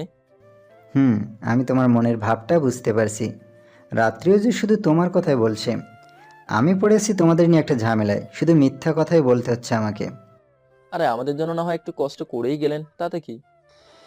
এভাবে ওদের মাঝে আরো অনেক কথা চলতে থাকে। দেখতে দেখতে পার হয়ে যায় 7 দিন। এই মাঝে রাত্রি কখনোই সুজনের কথা শুনতে পারেনি। আজকে দুজনের চোখ থেকে ব্যান্ডেজ খোলা হবে। প্রথমেই সুজনের চোখে ব্যান্ডেজ খুলে দেয় ডাক্তার অমিত। সুজন, এবার ধীরে ধীরে চোখ খুলতে থাকো, তবে খুব সাবধানে। একদমই চোখের উপরে প্রেশার দেওয়া যাবে না কিন্তু। সুজন ডাক্তারের কথা মতো আস্তে আস্তে চোখ খোলার চেষ্টা করে এবং কিছু সময় চেষ্টা করার পরে নিজের চোখ খুলতে সফল হয়। তবে দুঃখের কথা হলো সুজন সামনের কিছুই দেখতে পারে না, কাছের জিনিস একটু একটু দেখতে পায়। ডাক্তার সাহেব, আমি যে কিছু স্পষ্ট দেখতে পারছি না, শুধু আপনাকে একটু একটু দেখতে পারছি, তবে খুব স্পষ্টভাবে। তোমাকে তো সেটা আগেই বলেছে, তবে একটু কষ্ট হলেও তুমি যে পথ চলতে পারবে এটাই অনেক। এটুকু দেখার শক্তি দিয়ে অন্তত নিজের পেটের ভাত জোগাড় করতে পারবা, বুঝেছো? আর এখন তুমি আমার সাথে রাত্রির কাছে যাবা নাকি এখানেই থাকবা? এখন কিন্তু রাত্রির চোখের ব্যান্ডেজ খোলা হবে। ডাক্তার সাহেব, আমি দেখতে তো খুব একটা ভালো না বললেই চলে। এখন রাত্রে আমাকে দেখে কি প্রশ্ন করবে, যেখানে ও যেই সুন্দর মেয়ে? সেটা আমি ঠিক বলতে পারবো না, তবে কি হবে সেটা আল্লাহ তাআলা ভালো জানেন। এখন তুমি চাইলে আমার সাথে যেতে পারো। সুজন আর কোনো কথা না বলে ডাক্তারের সাথে রাত্রির কেবিনে চলে আসে। সুজন রাত্রিকে কাছ থেকে একটু দেখে নেয়, ভাঙা আয়নার মতো দেখতে পায়। তবে ডাক্তারের বারণ করার জন্য রাত্রির সাথে কথা বলে না। অমিত রাত্রিকে জিজ্ঞেস করে, আচ্ছা রাত্রি, তুমি চোখ খুলে প্রথমে কাকে দেখতে চাও, যাকে দেখলে তোমার মনের বাসনা মিটবে? আমি প্রথমেই আমার স্বামীকে দেখতে চাই। ওই মানুষটাকে দেখলেই আমি আমার বুকে জমে থাকা সকল কষ্ট ভুলে যাব। আচ্ছা ঠিক আছে, তুমি তাহলে তোমার সেই মনের মানুষকেই দেখতে পাবে। এখন তাহলে আস্তে আস্তে চোখ খুলতে চেষ্টা করো, কেমন? রাত্রি ডাক্তারের কথা শুনে আস্তে আস্তে চোখ খুলে, আর এইদিকে সুজন অবাক নয়নে সবটা দেখার জন্য তাকিয়ে আছে। সুজনের মনের খুশি যেন কোনো কমতে নেই। এদিকে রাত্রি চোখ খুলে, ডাক্তার, আমি সব কিছু স্পষ্ট দেখতে পাচ্ছি। আমি আজকে খুব খুশি। ওই মানুষটার জন্য আবার এই দুনিয়ার আলো দেখতে পেলাম। আলহামদুলিল্লাহ, আল্লাহ তোমাদের দিকে মুখ তুলে তাকিয়েছেন। তা রাত্রি, তুমি কি তোমার স্বামীকে দেখেছো? ডাক্তারের কথা শুনে সুজনের দিকে তাকিয়ে নিজের হাসিখানা মুখটা মলিন করে অনেকটাই বিরক্তি নিয়ে বলে, কই, আমি তো আমার পাগলটাকে কোথাও দেখছি না। আপনি তো বললেন সুজন এখানেই আমার সামনে দাঁড়িয়ে থাকবে। কি বলো, তুমি তোমার স্বামীকে দেখোনি? কিন্তু এই যে তোমার স্বামী সুজন এখানে দাঁড়িয়েছে। ডাক্তার সাহেব, আপনি কি পাগল হয়ে গেছেন? এর মতো কালো ভূত হবে আমার স্বামী? আমি আমার স্বামীকে খুব কাছ থেকে চিনি, বুঝেছেন? ও আমার স্বামী হতেই পারে না। আমার হৃদয়ের অ্যালবামে তার ছবি সাজিয়েছি, কিন্তু এই ছেলে তো সে নয়। কেন মিথ্যে বলছেন, হ্যাঁ? রাত্রির এমন কথা শুনে উপস্থিত সবাই তো অবাক, আর সুজন তো অবাক হয়ে এক ধাপ পিছনে চলে গিয়ে দেয়ালে হেলান দিয়ে দাঁড়িয়ে পড়ে। ওর যেন কিছুতেই ভাবতে পারছে না রাত্রির এভাবে ওকে অস্বীকার করবে। কি বলছিস শোভা? এই তো তোমার স্বামী। আর এটা আমি কেন মিথ্যা বলতে যাব? দেখুন, আপনি আমার সাথে কিন্তু একদম ফাজলামি করবেন না, বলে দিলাম। রাত্রির কথা শুনে ডাক্তারের অনেকটাই রাগ ওঠে, যেন এখনই রাত্রিকে চোখকে আবার অন্ধ বানিয়ে দিবে। সুজন ডাক্তারের এমন অবস্থা দেখে তার হাত ধরে বলে, ডাক্তার সাহেব, প্লিজ ওকে কিছু বলেন না। আমাকে চিনতে পারেনি তো কি হয়েছে? এটা তো সাধারণ একটা ব্যাপার। আমি এত কালো একটা মানুষ, আর আমাকে ও কেন কোনো মেয়েই পছন্দ করবে না? তোমার যা ইচ্ছা তাই করো। তোমাকে আমি আগেই বলেছিলাম, এর মতো মেয়েকে এভাবে কষ্ট করে ভালো করিও না। এখন বুঝলে তো?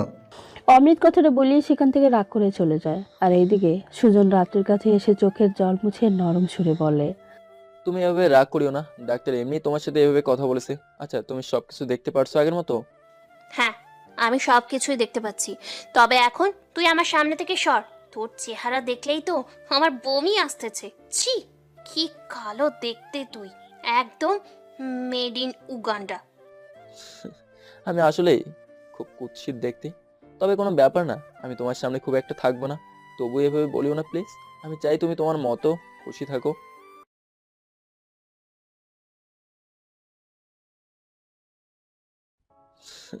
আমি আসলেই খুব কুৎসিত দেখতে, তবে কোনো ব্যাপার না। আমি তোমার সামনে খুব একটা থাকবো না, তবু এভাবে বলিও না প্লিজ। আমি চাই তুমি তোমার মতো খুশি থাকো। সুজনের কথায় রাত্রি আর কিছুই বলে না। এভাবেই রাত্রি প্রতিনিয়ত অপমানের সাথে ইচ্ছাকৃতভাবে অত্যাচার করতে থাকে। সুজন সকল কিছু সহ্য করে রাত্রিকে ওর বিক্রি করা বাড়িতে নিয়ে আসে, কেননা ওর দোকানদারের সাথে কথা বলে কিছুদিন থাকবে বলে সময় নিয়েছিল। রাত্রিকে বাড়িতে নিয়ে এসে বলে, তুমি এখানে বসে থাকো, আমি তোমার জন্য খাবার নিয়ে আসতেছি, কেমন? এমনিতেই তুমি কিছু খাওনি। যা, আর আমার জন্য বিরিয়ানি নিয়ে আসবি। আমার স্বামী তো আমাকে ভাত খাওয়াতো, তখন তো আর চোখে দেখতাম না। তাই বিরিয়ানি কোনটা আর ভাত কোনটা দেখতে পারতাম না। বিরিয়ানি আনার মতো টাকা তো আমার কাছে নেই, যা ছিল সবটাই তো শেষ হয়ে গেছে। এখন আমি যেটা পারি সেটাই নিয়ে আসি, কেমন? হুম, ডাক্তার আসলেই পাগল। তোর মতো ফকির আমার স্বামী কিভাবে বলতে পারলো? আমি তাকে উচিত শিক্ষা দিতাম যদি সে আমার ভাইয়ের শ্বশুর না হতো। সুজন আর কিছু না বলে সেখান থেকে ধীরে ধীরে বাড়ি চলে আসে, কেননা এখন সুজন সামনের কিছুই তেমন দেখতে পাচ্ছে না, দিনের আলো কমে এসেছে বলে। তবুও আচারসটা খেয়ে বাজার থেকে রাত্রের জন্য কিছু খাবার কিনে নিয়ে আসে। সুজনের ধীরে ধীরে আচার গুতা খেয়ে বাড়ি আসতে আসতে অনেকটাই সময় লেগে যায়। এদিকে রাত্রে তো রেগে বোমা হয়ে যায়, মনে হচ্ছে এখনই সুজনকে গিলে খেয়ে ফেলবে। রাকে ঠান্ডা করতে না পেরে সুজনের গালে ঠাস করে একটা থাপ্পড় দিয়ে বলে, একটা কাজও ঠিকভাবে করতে পারিস না? সামান্য খাবার আনতে তোর এত সময় লাগে?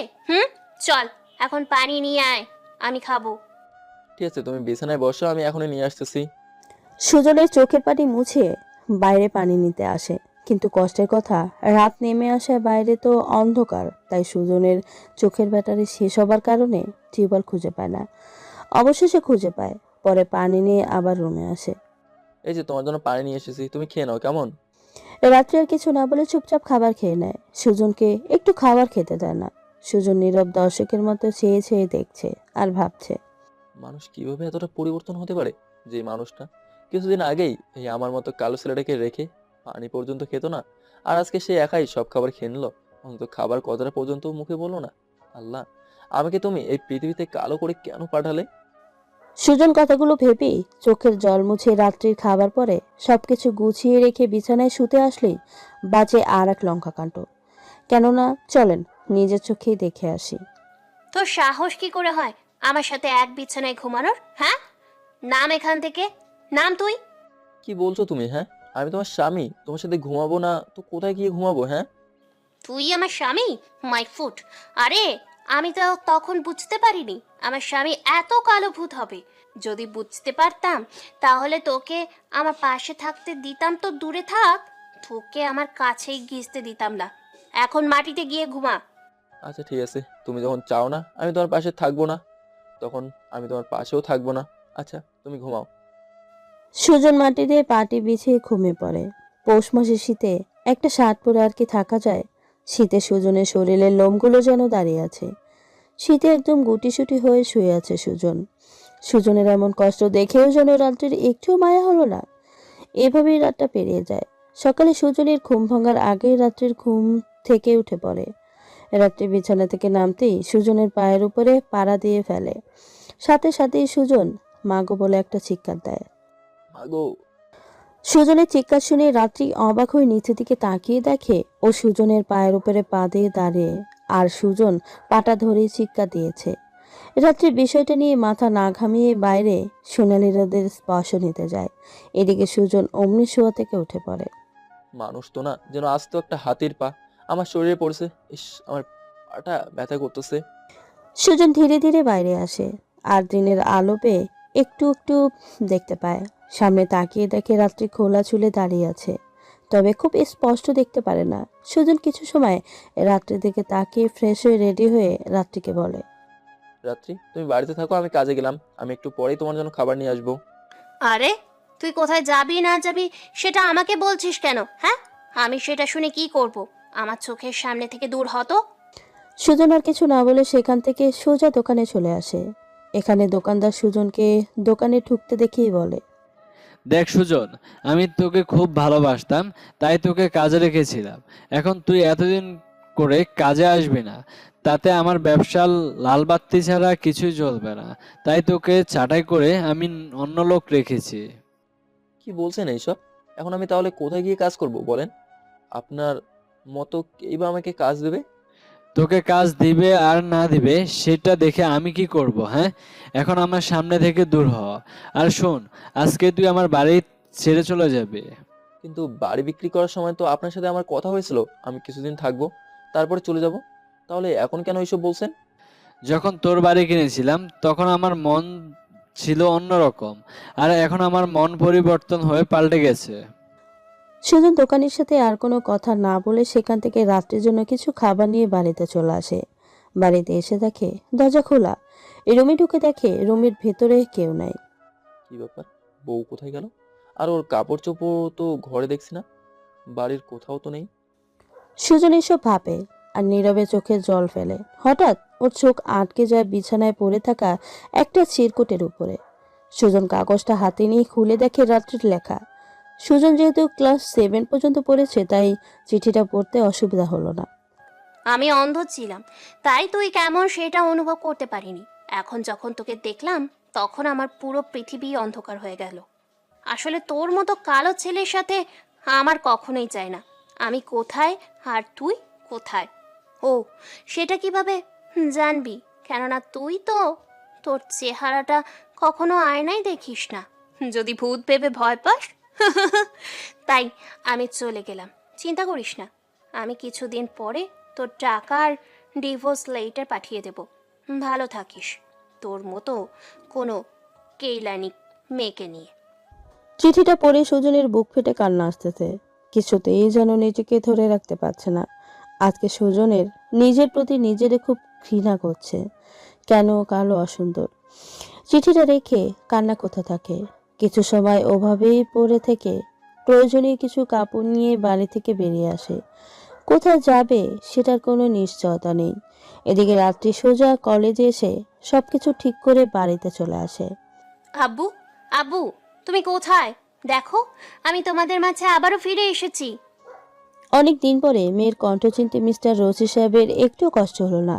এরম থেকে রাত্রের কথা শুনে দৌড়ে বাইরে বেরিয়ে আসে। সাথে ওর ভাই ভাবেও আসে। আব্বু, তুমি কেমন আছো? আমি ভালো আছি। তুই কেমন আছিস? আর তুই এতদিন কোথায় ছিলি? হ্যাঁ, আমি তোকে কোথায় না কোথায় খুঁজেছি, কিন্তু আমি তোকে কোথাও পাইনি। বাবা, আমি ছিলাম কোনো এক জায়গায়। বাবা, তুমি জানো, আমি এখন আবার আগের মতো দেখতে পাই। রাত্রির কথা শুনে সবাই অনেকটাই অবাক হয়। কেননা রাত্রির চোখ আবার কিভাবে ভালো হলো সেটাই কারো মাথায় ঢুকছে না। এদিকে রাহুল এসে বলে, এই তোর সেই কালো জামাই কোথায়? ওকে তো কোথাও দেখছি না। আর তোর কানা চোখ কোথায় গেল শুনি? ভাইয়া, তোমরা ওর মতো কালো ভূতের সাথে আমার বিয়ে কিভাবে দিলা? হ্যাঁ, একদম কুৎসিত একটা মানুষ। আমি ওকে রেখে চলে আইছি, আর ওই চিকিৎসা করিয়ে আমার চোখে দৃষ্টি ফিরিয়ে এনেছে। কি? যেই ছেলে জানে তোর চোখের দৃষ্টি ফিরে আসলেই তুই তাকে দেখতে পারবি না, তবুও শত কষ্টের পরেও তোর চোখের দৃষ্টি ফিরিয়ে আনছে, আর তুই সেই তাকে ফেলে চলে এসেছিস? বাবা, তোমরা এসব নটাঙ্গির কথা বলা বাদ দাও তো। আর যদি এইসব বলো তো আমি আবার দূরে কোথাও চলে যাব, আর কখনো ফিরে আসবো না। এ রাত্রি কথাটা বলে হনহন করে দৌড়ে রুমে চলে যায়। আর ওর যাবার দিকেই সবাই হা করে তাকিয়েছে অবাক দৃষ্টিতে, যেন সবাই কিছুই বুঝতেছে না। যে রাত্রি একটুও জোর গলায় কথা বলতো না, আজ সেই উচ্চস্বরে কথা বলতেছে, তাও আবার ওর রাগী ভাইয়ের সাথে। এটা কিন্তু অবশ্যই ভাববার বিষয়, তাই না? রাত্রি ওর রুমে এসে নিজেকে গুছিয়ে নেয়। এদিকে সুজন হাঁটতে হাঁটতে চলে আসে অজানা গন্তব্যে। সুজন রাত্রিদের বাড়ি তো চেনে না, তাই সেখানে যেতে পারে না। কেননা সুজনের সাথে রাত্রিকে ওর ভাই বিয়ে দিয়েছিল একটা কাজে অফিসে নিয়ে, তাই বাড়ি চেনা হয়নি। সুজন হাঁটতে হাঁটতে সামনের দিকে যেতে থাকে, আর ক্রমশই দিনের আলো কমে আসতে থাকে। সুজন সামনের কিছুই দেখতে পাচ্ছে না, তবুও ধীরে ধীরে হাঁটতে থাকে। এদিকে পেটের ভিতরেও যেন চুহা দৌড়াদৌড়ি করতেছে। সুজন একটা গাছের নিচে বসে ভাবতে থাকে। আমি কোথায় যাব, কিভাবে থাকবো? চোখেও তো তেমন কিছু দেখতে পারছি না, তাহলে সামনের দিকেও তো যেতে পারবো না। এটা যে খুব ক্ষুধা লাগছে। সুজন এইভাবেই ভাবতে থাকে। এদিকে মশারা এসে ওর সাথে যেন যুদ্ধ ঘোষণা করে। অবশেষে মশার কাছে হার মেনে সেখান থেকে অন্য কোথাও চলে আসে, আর একটা বাড়ি দেখতে পেয়ে সেখানে চলে আসে। বাড়িতে কোনো দারোয়ান না থাকায় কোনো অসুবিধা হয়নি। বারান্দায় এসে গুটি হয়ে শুয়ে পড়ে। সকালে ঘুম ভেঙে যায় কারো ডাক শুনে। এই সুজন, সুজন তুমি এখানে কেন? ডাক্তারের কথা যে সুজন তাড়াতাড়ি ঘুম থেকে উঠে পড়ে, আর তার দিকে খুব কাছে গিয়ে তাকিয়ে থাকে। ও ডাক্তার সাহেব, এটা তাহলে আপনার বাড়ি? আসলে আমি রাতে কোথাও যেতে না পেরে এখানে শুয়েছিলাম। আপনি তো জানেন আমি দিনের বেলা যেটুকু দেখি রাতে সেটুকুও দেখি না। সেটা না হয় বুঝলাম, কিন্তু আমি তো এটাই বুঝতে পারছি না তুমি বাড়িতে না থেকে এখানে কেন? ডাক্তার সাহেব, আপনি আমাকে হাসালেন। আপনি খুব ভালো করেই জানেন রাত্রি আমাদের দেখতে পারে না, তাহলে তার কাছে কিভাবে আমাকে থাকতে দেবে ভাবছেন? সুজনের কথা শুনে ডাক্তার সাহেব অনেকটাই অবাক হয়ে যায়, আর খুব অবাক হয়েই সুজনকে জিজ্ঞেস করে। কি বলছো? রাত্রি তোমাকে থাকতে দেয়নি মানে? আমি তো তোমার কথার কোনো আগামাথায় বুঝতে পারছি না। স্যার, সে আমার মতো কালো ছেলের সাথে আর থাকতে চায় না, তাই তার বাড়িতে চলে গেছে। আমি আর কি করব বলেন? থাকার মতো শেষ সম্বল বাড়িটাও তো আগেই তার চিকিৎসার জন্য বেঁচে দিছি, তাই এখন রাস্তায় রাস্তায় ঘুরে বেড়াই। সুজনের এমন কথা শুনে ডাক্তারের চোখ থেকে অঝোরধারায় পানি চলে আসে। আর পানি আসাটাই তো স্বাভাবিক, তাই না? যেখানে একটা ছেলে তাকে সর্বোচ্চ দিয়ে ভালোবেসে তার সবকিছু বিলীন করে দিল, আর সে তাকেই তুচ্ছ করে। তুমি তো তাহলে কাল থেকে কিছুই খাওনি। আসো আমার সাথে ভিতরে আসো, আমি এখানে একাই থাকি, এখানেই জব করি বলে। তাহলে আপনার পরিবারের বাকি সবাই কোথা থাকে? তারা সবাই অন্য শহরে থাকে, যেখানে রাত্রিদের বাড়ি। আমি মাঝে মাঝে ওই বাড়িতে গিয়ে ঘুরে আসি। ও, তার মানে রাত্রিদের বাড়ি আপনার বাড়ির পাশেই। তাহলে আমাকে একদিন নিয়ে যাবেন, শুধু রাত্রিকে দেখেই চলে আসবো। ঠিক আছে, এখন চলো কিছু খেয়ে নেবে, না হলে তো তুমি আবার অসুস্থ হয়ে পড়বে। ওটা আমি কোনোভাবে হতে দিতে পারি না। সুজন আর কোনো কথা না বলে ডাক্তারের সাথে ভিতরে চলে আসে।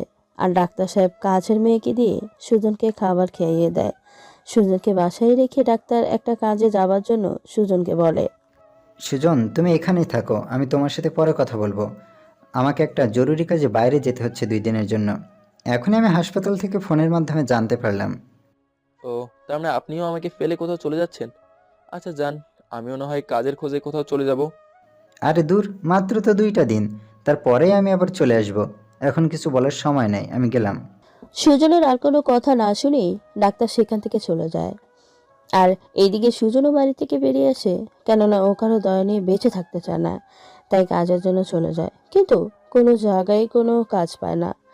দেখতে দেখতে সময় যাচ্ছে, আর সুজনের জীবনেই যেন দুঃখের ছায়া যতই ঘনিয়ে আসতেছে। কেননা আজকে 2 দিন হলো পানি ছাড়া কোনো খাবার ওর পেটে যায় না। সুজন প্রায় অসুস্থ হয়ে পড়ে আছে রাস্তার ধারে একটা গাছের নিচে। আল্লাহ, তোমার ভান্ডারে যত কষ্ট আছে তাকে শুধু আমার জন্যই রেখেছো। আমার তো আর এই কষ্ট সহ্য হচ্ছে না। আমি কষ্ট সহ্য করতে করতে দেওয়ালে পিঠ ঠেকিয়ে ফেলেছি। তুমি এত নিষ্ঠুর কেন? দিনে কত মানুষকে তোমার কাছে নিয়ে নাও, অথচ এই আমাকে তুমি চোখে দেখো না। প্লিজ আমাকেও তোমার কাছে নিয়ে নাও। সুজন এভাবে ভাবছে আর চোখের জল ফেলছে। চলার মতো কোনো শক্তি নেই ওর শরীরে, তবুও সামনের দিকে হাঁটতে থাকে। এক পা হাঁটছে তো ঠাস করে পড়ে যাচ্ছে। এভাবেই করতে করতে অবশেষে একটা চায়ের দোকানে চলে আসে। এই চায়ের দোকানটা অনেক বড়, তাই সে দোকানের কাছে আকুতি মিনতি করে একটা কাজ জোগাড় করে নেয়। সারাদিন কাজ করার পরে দোকানে সুজনকে খেতে দেয়। সুজন 2 দিন পরে ভাত পেয়ে মনের আনন্দে সব খাবার খেয়ে নেয়। এভাবেই দেখতে দেখতে পার হয়ে যায় 6টা মাস। এখন রাত্রে সম্পূর্ণ একজন ডাক্তার হয়েছে। এখন আর রাত্রির ভুলেও সুজনের কথা মনে করে না। আর যদিও মনে করে তাহলে তখন রাগে গালিগালাজ করতে থাকে। সুজনের দোষ একটাই, আর সেটা হলো ও যে কালো চামড়ার মানুষ। মা রাত্রি, তুই তো এখানে অনেক দিন হলো এসেছিস, আর নিজের ডাক্তার হবার অসম্পূর্ণ ইচ্ছাটাকেও পূরণ করেছিস। তাহলে তোর কি এখন উচিত না ওই ছেলেটার খবর নেওয়া? ওর খবর নেওয়ার কোনো দরকার নেই বাবা। আমি ওর যেই টাকা খরচ হয়েছে সেই টাকা আর সাথে ডিভোর্স লেটার পাঠিয়ে দিব। আমি ওর মতো কালো মানিককে কখনোই স্বামী হিসেবে মানতে পারবো না। দেখ মা, ছেলেটা মনে হয় অনেক ভালো, তাই তোকে এত কষ্ট করে হলেও চিকিৎসা করিয়েছে। বাবা প্লিজ, তুমি ওর কথা আমার কাছে বলবে না। আমি যে কিছুতেই ওর কথা শুনতে পারি না। ওর মুখটা আমার চোখের সামনে পড়লেই বমি আসে। রাত্রির কথা শুনে ওর বাবা আর কিছুই বলে না। এদিকে সুজন এখন সেই চায়ের দোকানেই কাজ করে। এখন পর্যন্ত কেউ বুঝতেই পারেনি যে ও চোখে দেখতে পায় না ভালো করে। একদিন কাজ করতে করতে সন্ধ্যা হয়ে গেছে, আর দোকানের বাইরে একটা চায়ের অর্ডার পায়, যেটা দিতে যেতে হবে সুজনকে। কিন্তু সুজন তখন বাইরে কিছুই দেখছিল না দেখে যেতেও রাজি হয়নি। পরে অনেক জোর করে ওকে বাইরে পাঠায়। পরে অন্ধকার দেখে একটা ড্রামের সাথে ধাক্কা খেয়ে ওর হাত থেকে চায়ের কাপটা পড়ে ভেঙে যায়। আর দোকানি বকাচকা করে কাছ থেকে বিদায় করে দেয়। কেননা দোকানে ছিলেন খুব শক্ত মেজাজ আর হিসাবি লোক। সুজন রাতের আধারে আর কোথায় যাবে, চোখে তো কিছুই দেখে না। তবু রাস্তার পাশ ধরে ধরে সামনে এসে একটা বাসে উঠে পড়ে। কোথায় যাবে জানে না, শুধু এটাই জানি শহরে থাকবে না। গাড়িটা এসে থামে অন্য একটা শহরে, যে শহরেই ছিল রাত্রির বাড়ি। সুজন গাড়ি থেকে নেমে একটা রাস্তার পাশে দাঁড়িয়ে থাকা গাছের নিচে শুয়ে পড়ে। কখন যে ঘুমিয়ে গেছে সেটার কোনো খেয়াল নেই। এদিকে রশি সাহেব সকালে হাঁটতে এসে দেখে একটা ছেলে গাছের নিচে শুয়ে আছে। দেখে তো পাগল মনে হয়নি, তাই ওকে ডাকে। এই যে শুনছো, তুমি এখানে শুয়ে আছো কেন? তাড়াতাড়ি উঠে পড়ো। এখানে শুয়ে থাকা মানা, যদি পুলিশ দেখে তাহলে মায়ের দিবে।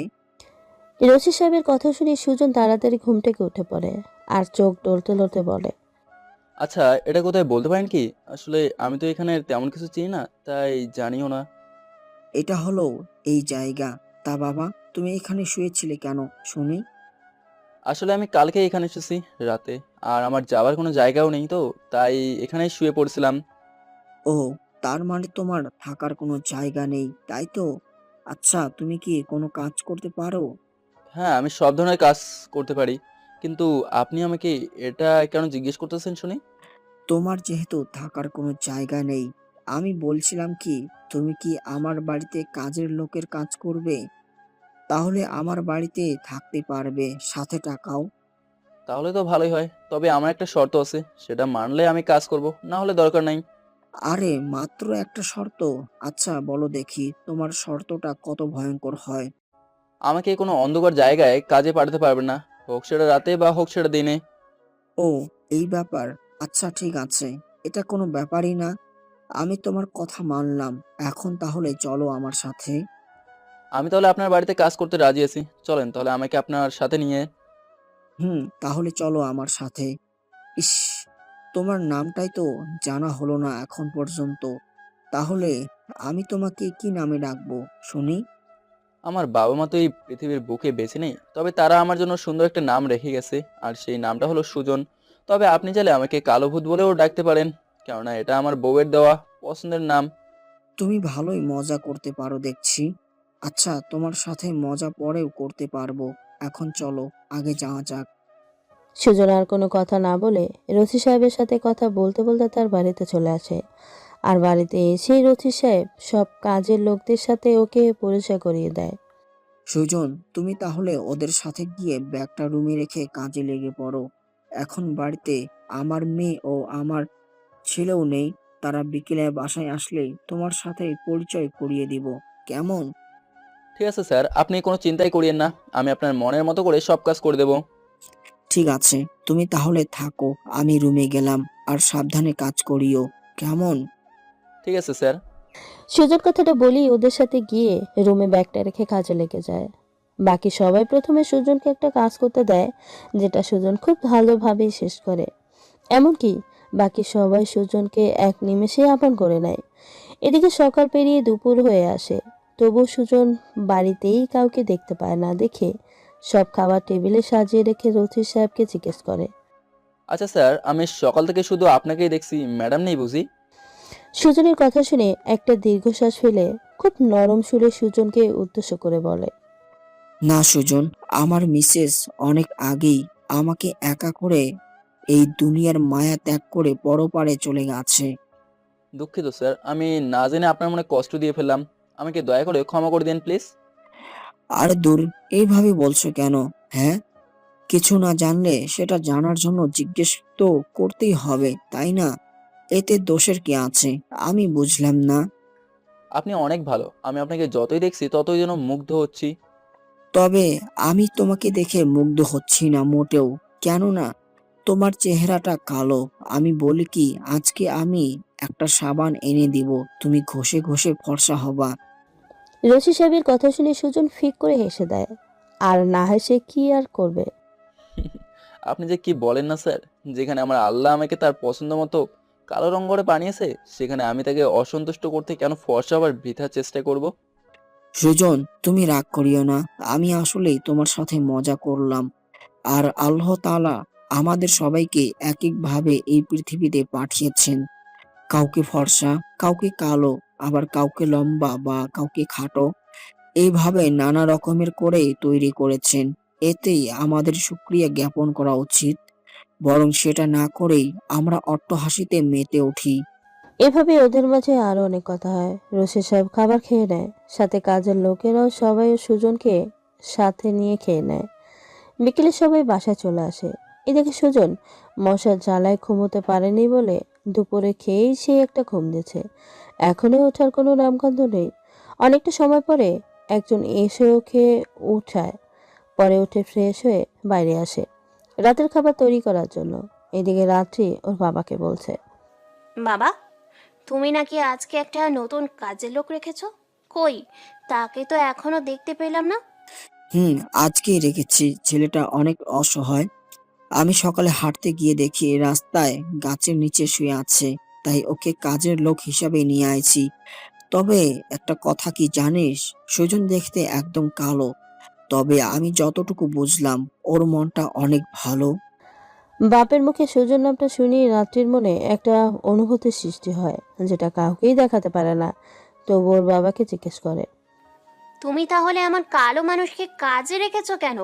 ওকে দেখতে হলে তো টর্চ লাইট ব্যবহার করতে হবে। আরে দূর, তুই যে কি সব বলিস না, আমি বুঝি না।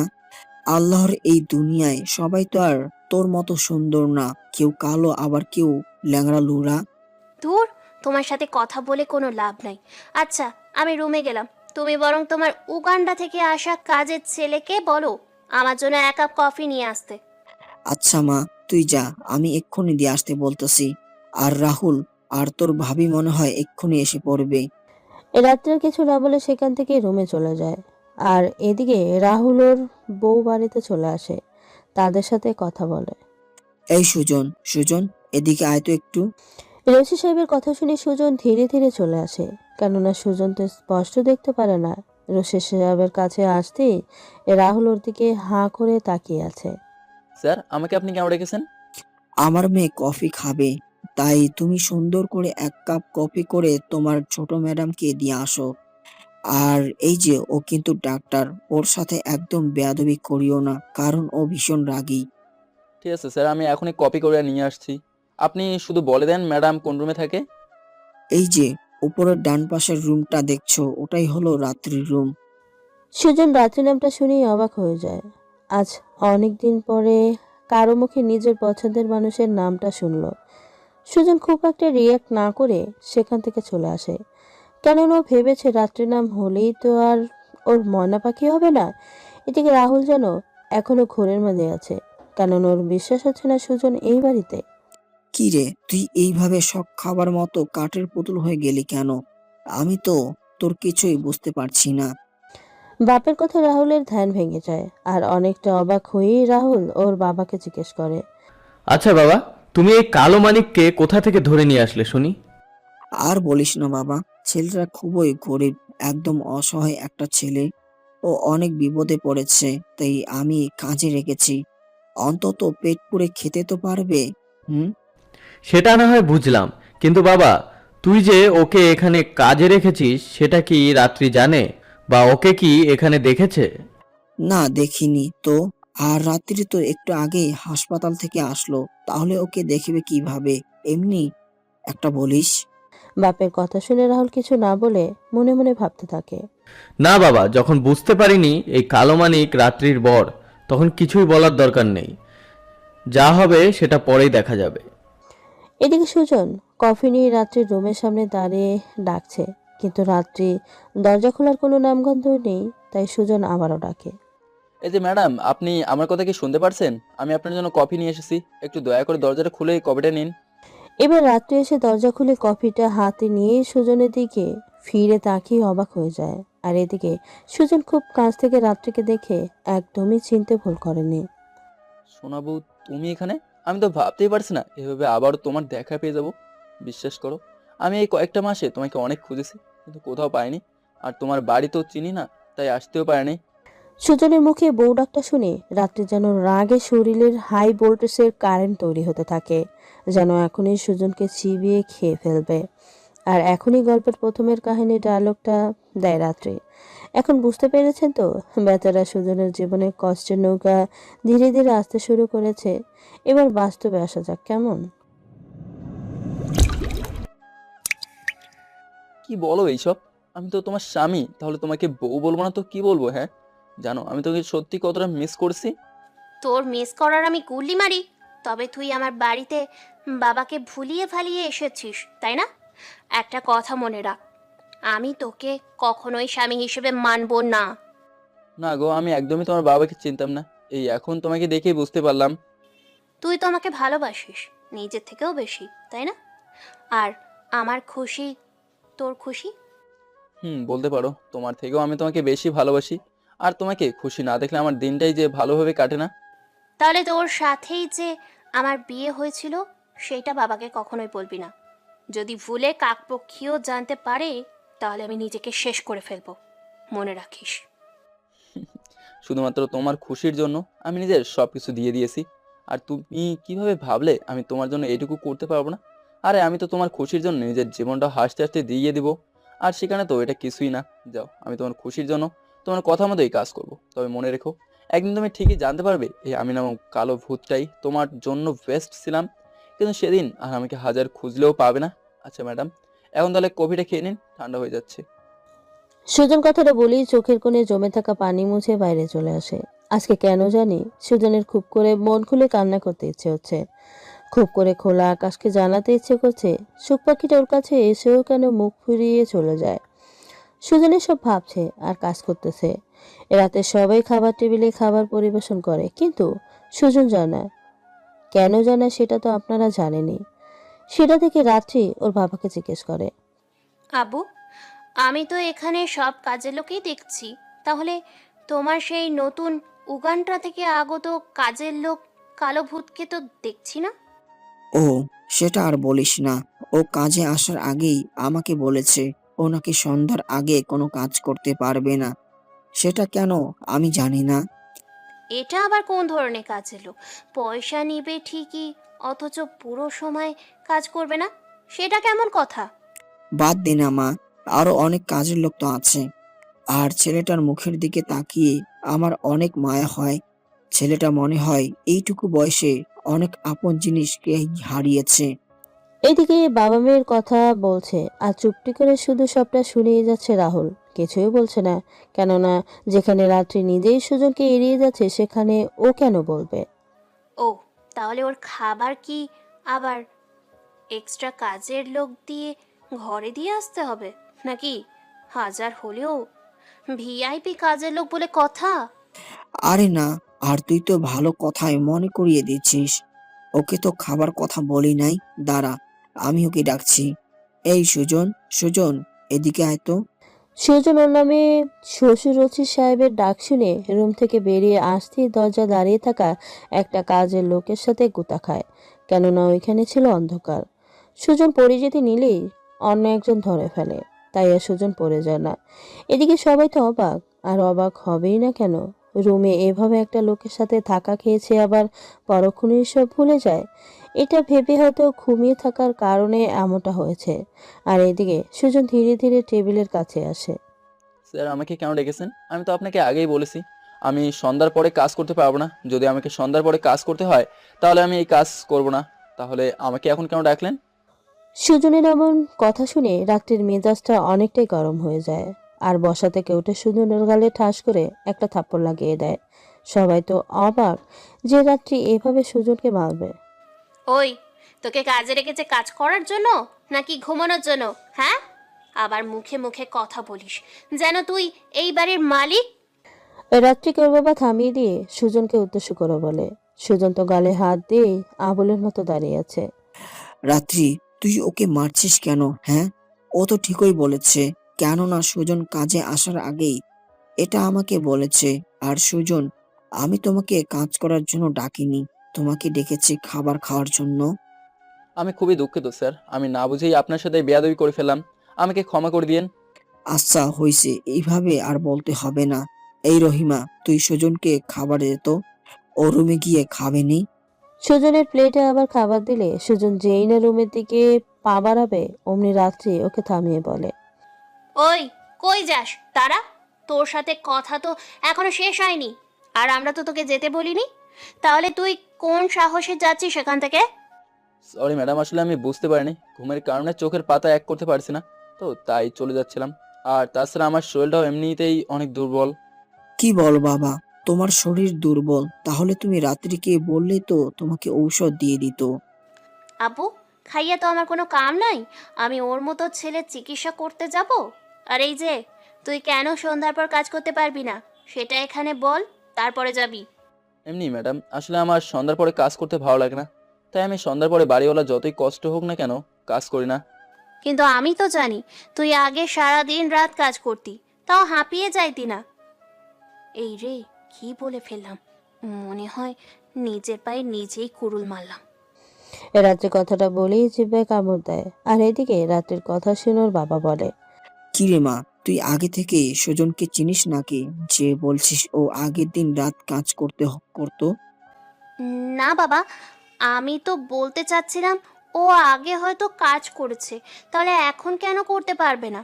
আর কাজের মানুষকে তো কাজ করেই খেতে হবে, এটাই স্বাভাবিক। ও, আমি আরো ভাবলাম তুই হয়তো ওকে আগে থেকে চিনিস। তা যাই হোক সুজন, তুমি এখন তাহলে রুমে যাও।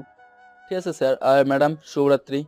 সুজন কথাটা বলেই সেখান থেকে চলে যায়। আর এদিকে রাত্রি ওর যাবার দিকেই তাকিয়ে মনে মনে ভাবতে থাকে। আমি তো আগে দেখেছি ও রাতেও কাজ করতো, তাহলে এখন সন্ধে হলেই কাজ করতে সমস্যা কোথায়? না, আমাকে এটা জানতেই হবে, যে করেই হোক। রাত্রে এসব ভাবতে ভাবতে খাওয়া শেষ করে সে ঘুমিয়ে পড়ে।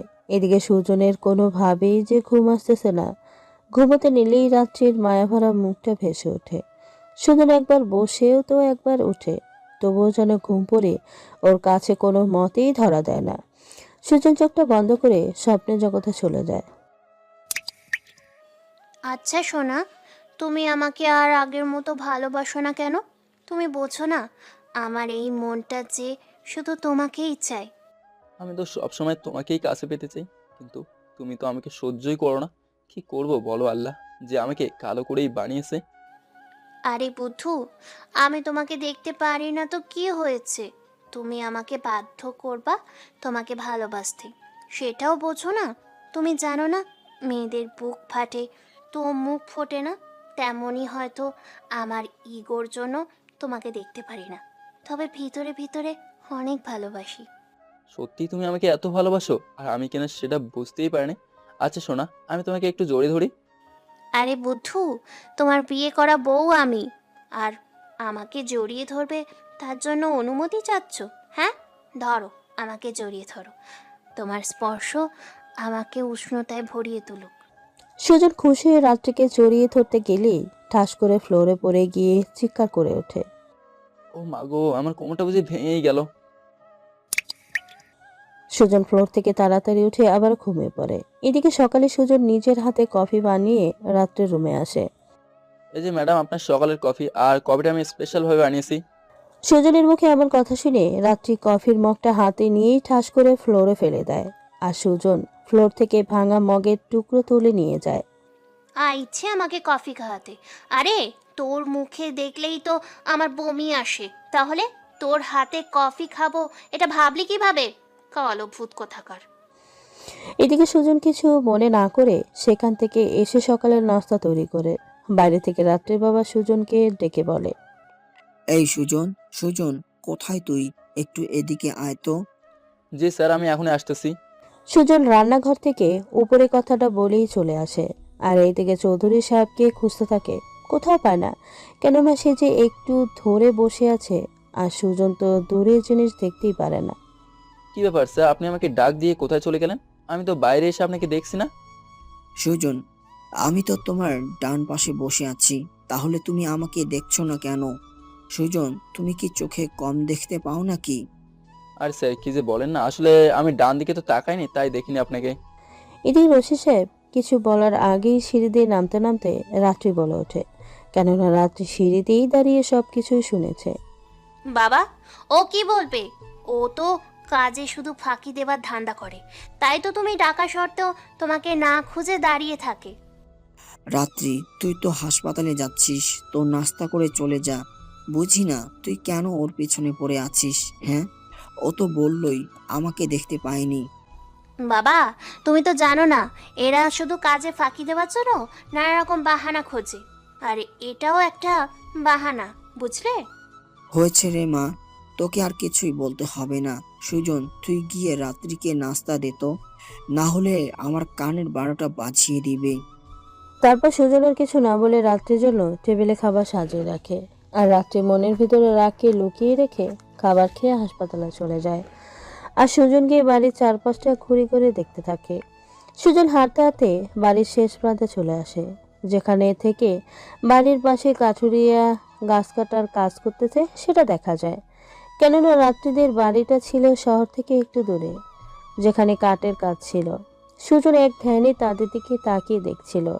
তারা সবাই কাজ করছে আর নানান রকমের ভাটিয়ালি বাওয়ালি গান গাইছে। সুজন যেন মনটা জুড়িয়ে যাচ্ছে সুজনের। অনেকটা সময় সুজন সেখানে দাঁড়িয়ে থেকে বাড়ির ভেতরে চলে আসে। আর বাড়ির ভেতরে এসেই সামনে পড়ে যায় রাহুল। আর রাহুল আশেপাশে ওর বাবাকে উপস্থিত না দেখতে পেয়ে সুজনকে উদ্দেশ্য করে রাগী কণ্ঠে বলে, এই কালাচানের বাচ্চা, তোর সাহস কি করে হলো আমার বাবাকে ভুলিয়ে বালিয়ে আমাদের বাড়িতে কাজের লোক হয়ে আসার? ভাইয়া, ও সরি স্যার, আসলে আমি তো জানতাম না এটা আপনাদের বাড়ি। যদি জানতাম তাহলে তো কাজের লোক হয়ে না বরং জামাই হয়ে আসতাম। সুজন কথাটা বলেই সেখান থেকে চলে যায়। আর এদিকে রাহুল সুজনের এভাবে চলে যাওয়া দেখে রাগে ফুটতে থাকে আর বলতে থাকে, তুই আমার সাথে যতই বাহানা দেখাস না কেন, আমি তোর চাল ঠিকই বুঝতে পেরেছি। তুই যদি চলিস ডালে ডালে, তাহলে আমি চলি পাতায় পাতায়। কিরে রাহুল, তুই এইভাবে এইদিকে তাকিয়ে বিড়বিড় করে কি বলছিস? হ্যাঁ, আমি তো তোর ভাব দেখে কিছুই বুঝতে পারছি না। ও বাবা, তুমি? আসলে আমি ওইদিকে তাকিয়ে একটা কথা ভাবছিলাম। আর কারো ভাবনা তো কেউ বুঝতে পারে না, তাই না? সেটা ঠিক, কেননা তোর আর রাত্রির মনে কখন কি চলে সেটা তোরা নিজেরাই জানিস না, তাহলে আমি কিভাবে বুঝবো? হুম, আচ্ছা হয়েছে, এখন তুই আজকে অফিসে যাবি না? হুম, অফিসে যাব, কিন্তু তুমি তো বাড়িতে ছিলে না, তাই আমি তোমার জন্য বসে অপেক্ষা করছিলাম। এখন চলো আমার সাথে। ঠিক আছে বাবা, তুই থাক, আমি এখনই রেডি হয়ে আসতেছি। আর হ্যাঁ, বৌমা নাকি আজকে তার বাপের বাড়িতে যাবে। যাবে বলেই কইলো।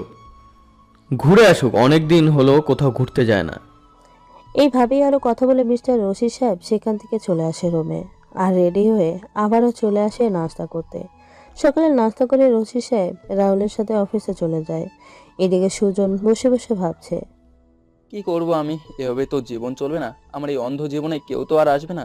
তাহলে কি আমাকে এভাবেই ধুকে ধুকে মরতে হবে? সুজন ভাবনায় মগ্ন। আর এইসব ভাবনা চিন্তার সাথে রাত্রের অবহেলার মাঝে দিয়ে হারিয়ে যায় আরো 6টি মাস। এখন রাত্রি সুজনকে যেন একদমই দেখতে পারে না। সুজন এখন আর আগের মতো দেখতে পায় না, কেননা চোখের পাওয়ার ধীরে ধীরে নষ্ট হয়ে গেছে। একদিন সন্ধ্যায় রাত্রি বসে বসে ফন্দি করে। ওই কালাচাঁদ কেন সন্ধ্যের পরে কাজ করে না সেটাই আজকে দেখব। ওই কাজ না করে কিভাবে থাকে সেটা আমাকে দেখতেই হবে। এখন তো সন্ধেবেলা আর আমি তো বাড়ির বাইরে বসে আছি। দেখি এক্ষুনি পারফেক্ট সময় ওকে পরীক্ষা করার জন্য। সুজন, আজকেই তোর গোপন করা সব বেরিয়ে যাবে। তুই শুধু দেখ আমি কি করি। এই সুজন, সুজন, ওই কালো ভূতের বাচ্চা, কোথায় তুই? এদিকে সন্ধ্যা হয়েছে, দিনের আলো কমে গেছে, তাই সুজন আগেই রুমে এসে বসে আছে, যেন কেউ বুঝতে না পারে ও যে চোখে দেখতে পায় না ঠিক মতো। রাত্রে ডাক শুনে সুজন তাড়াতাড়ি সাড়া দেয়। জি ম্যাডাম, বলেন। আমি বারান্দায় বসে আছি, আমার জন্য এক গ্লাস ঠান্ডা পানি আর 1 কাপ কফি নিয়ে আসতো তাড়াতাড়ি। রাত্রির এমন কথা শুনে সুজনের তো প্রায় কলিজা শুকিয়ে যাবার মতো অবস্থা। যে মানুষটা ঘরের ভিতরেই ঠিকভাবে যেতে পারে না চোখে দেখতে না পাওয়ার কারণে, তাহলে বাড়ির বাইরে কিভাবে যাবে? তাই নিজেকে বাঁচানোর জন্য বলে, ম্যাডাম আপনি খারান, আমি কাউকে দিয়ে পাঠিয়েছি। থাপড়াইয়া তোর দাঁত ফেলে দিব। আমি তোকে অর্ডার করছি, তুই নিয়ে আসবি, না হলে কি হবে সেটা আমি নিজেও জানি না। সুজন এবার রাত্রের কথায় অনেকটাই ভয় পেয়ে যায়। আর ভয় পাওয়াটাই স্বাভাবিক। কষ্ট করে ধীরে ধীরে রান্নাঘরে এসে রাত্রের কথা মতো সবকিছু বাইরে নিয়ে যাওয়ার জন্য পা বাড়ায়। বাড়ির মেইন দরজা পর্যন্ত ভালোভাবেই আসতে পারে, কিন্তু দরজা পার হলেই কিছু আর দেখতে পায় না। তাই রাত্রিকে ডেকে বলে, ম্যাডাম আপনি কোথায়? আমি তো বারান্দায় আছি কফি আর ঠান্ডা পানি নিয়ে। এই যে আমি তোর পাশেই বসে আছি, সেটা কি তুই দেখতে পাস না? ওই, তুই কি চোখে দেখতে পাস না নাকি?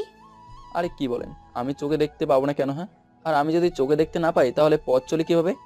ঠিক আছে, আর কথা বলতে হবে না, এখন তাহলে পানি দে আমাকে।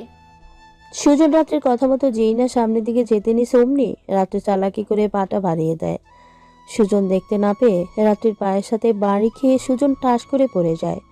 আর সুজনের হাতে থাকা ট্রে সাজানো পানি আর কফি পুরোটাই রাত্রির শরীরের উপরে এসে পড়ে। রাত্রি তো রাগে শরীর জ্বলে যাচ্ছে। রাত্রি রাগকে সামলাতে না পেয়ে সুজনের গালে থাপড় বসিয়ে দেয়। সরি ম্যাডাম, আমি আপনার পা দেখতে পাইনি, তাই তো আপনার পায়ের সাথে বেঁধে পড়ে গেছি। তুই আমার পা দেখতে পাসনি? হুম, এখানে চকচকে দেখা যাচ্ছে লাইটের আলোতে, আর তুই বলছিস আমার পা তোর চোখে পড়েনি? ম্যাডাম, আমি তো আগেই বলেছি আমি সন্ধ্যার পরে কোনো কাজ করতে পারবো না, কারণ আমার সন্ধ্যা হলেই খুব ভয় করে, যার জন্য সবকিছু আউলাই যায়।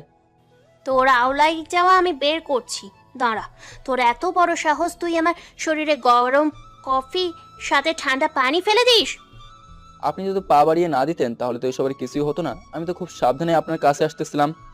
রাত্রি সুজনের কথা সহ্য করতে না পেয়ে আবারও সুজনের থাপ্পড় দিতে গেলেই রাত্রির বাবা বাইরে থেকে আসতে আটকিয়ে দেয়।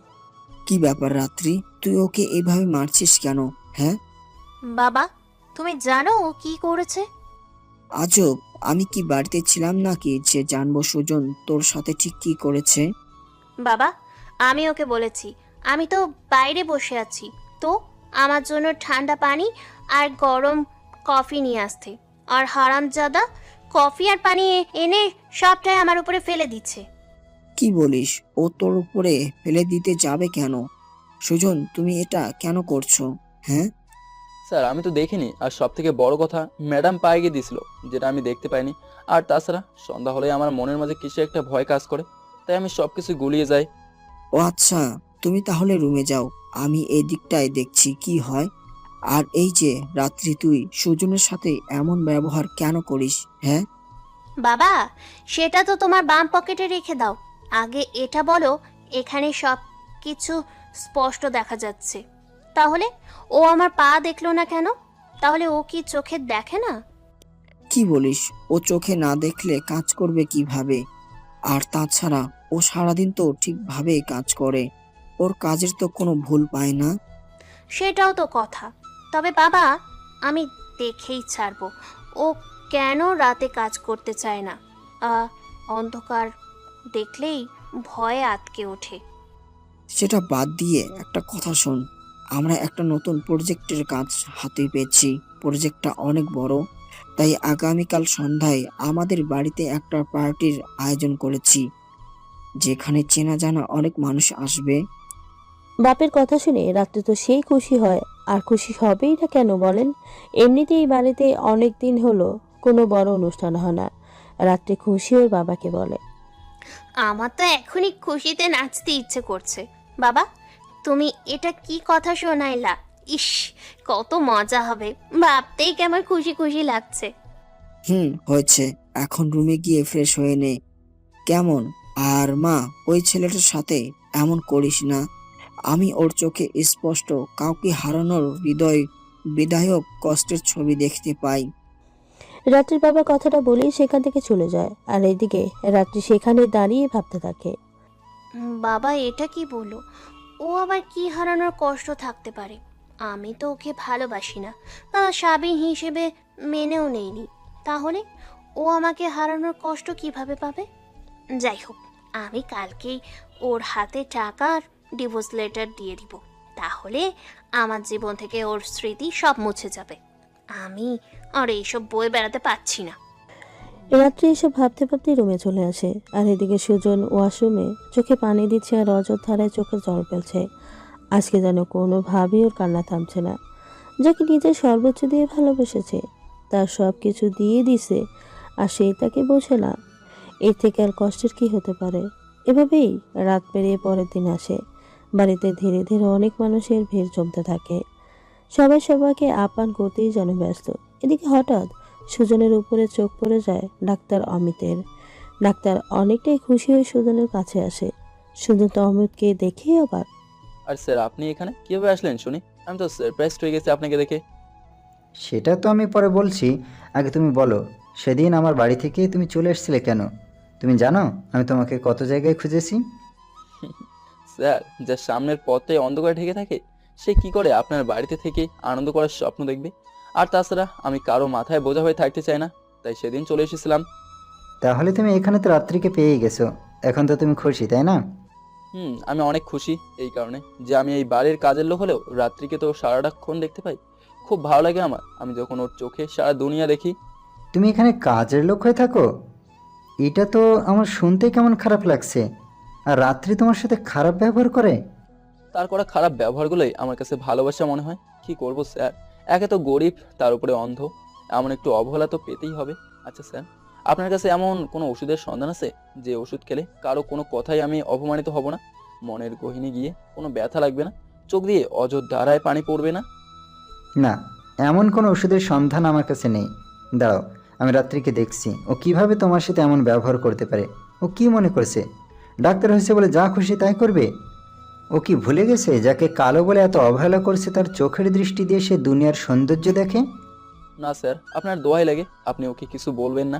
আমি তো চাই ও ওর মতো সুখে থাকুক, আর আমি না হয় দুদিনের জিন্দেগি এভাবেই সবার অবহেলা নিয়ে কাটিয়ে দেবো। আমার তো শুধু একটাই স্বপ্ন ছিল, সেটা ওকে আঁকড়ে ধরে বাঁচার। সেটা যখন হলোই না, তখন ও না হয় নিজের অধরা পড়ে থাকা স্বপ্নগুলোকে সম্পূর্ণ করুক। সুজনের কথা শুনে ডাক্তার অমিত জেনে কিছু বলতে যাবে, তার ঠিক আগ মুহূর্তে রাত্রির বাবা সেখানে এসে বলে, আরে বিআই সাহেব, আপনি কখন আসলেন?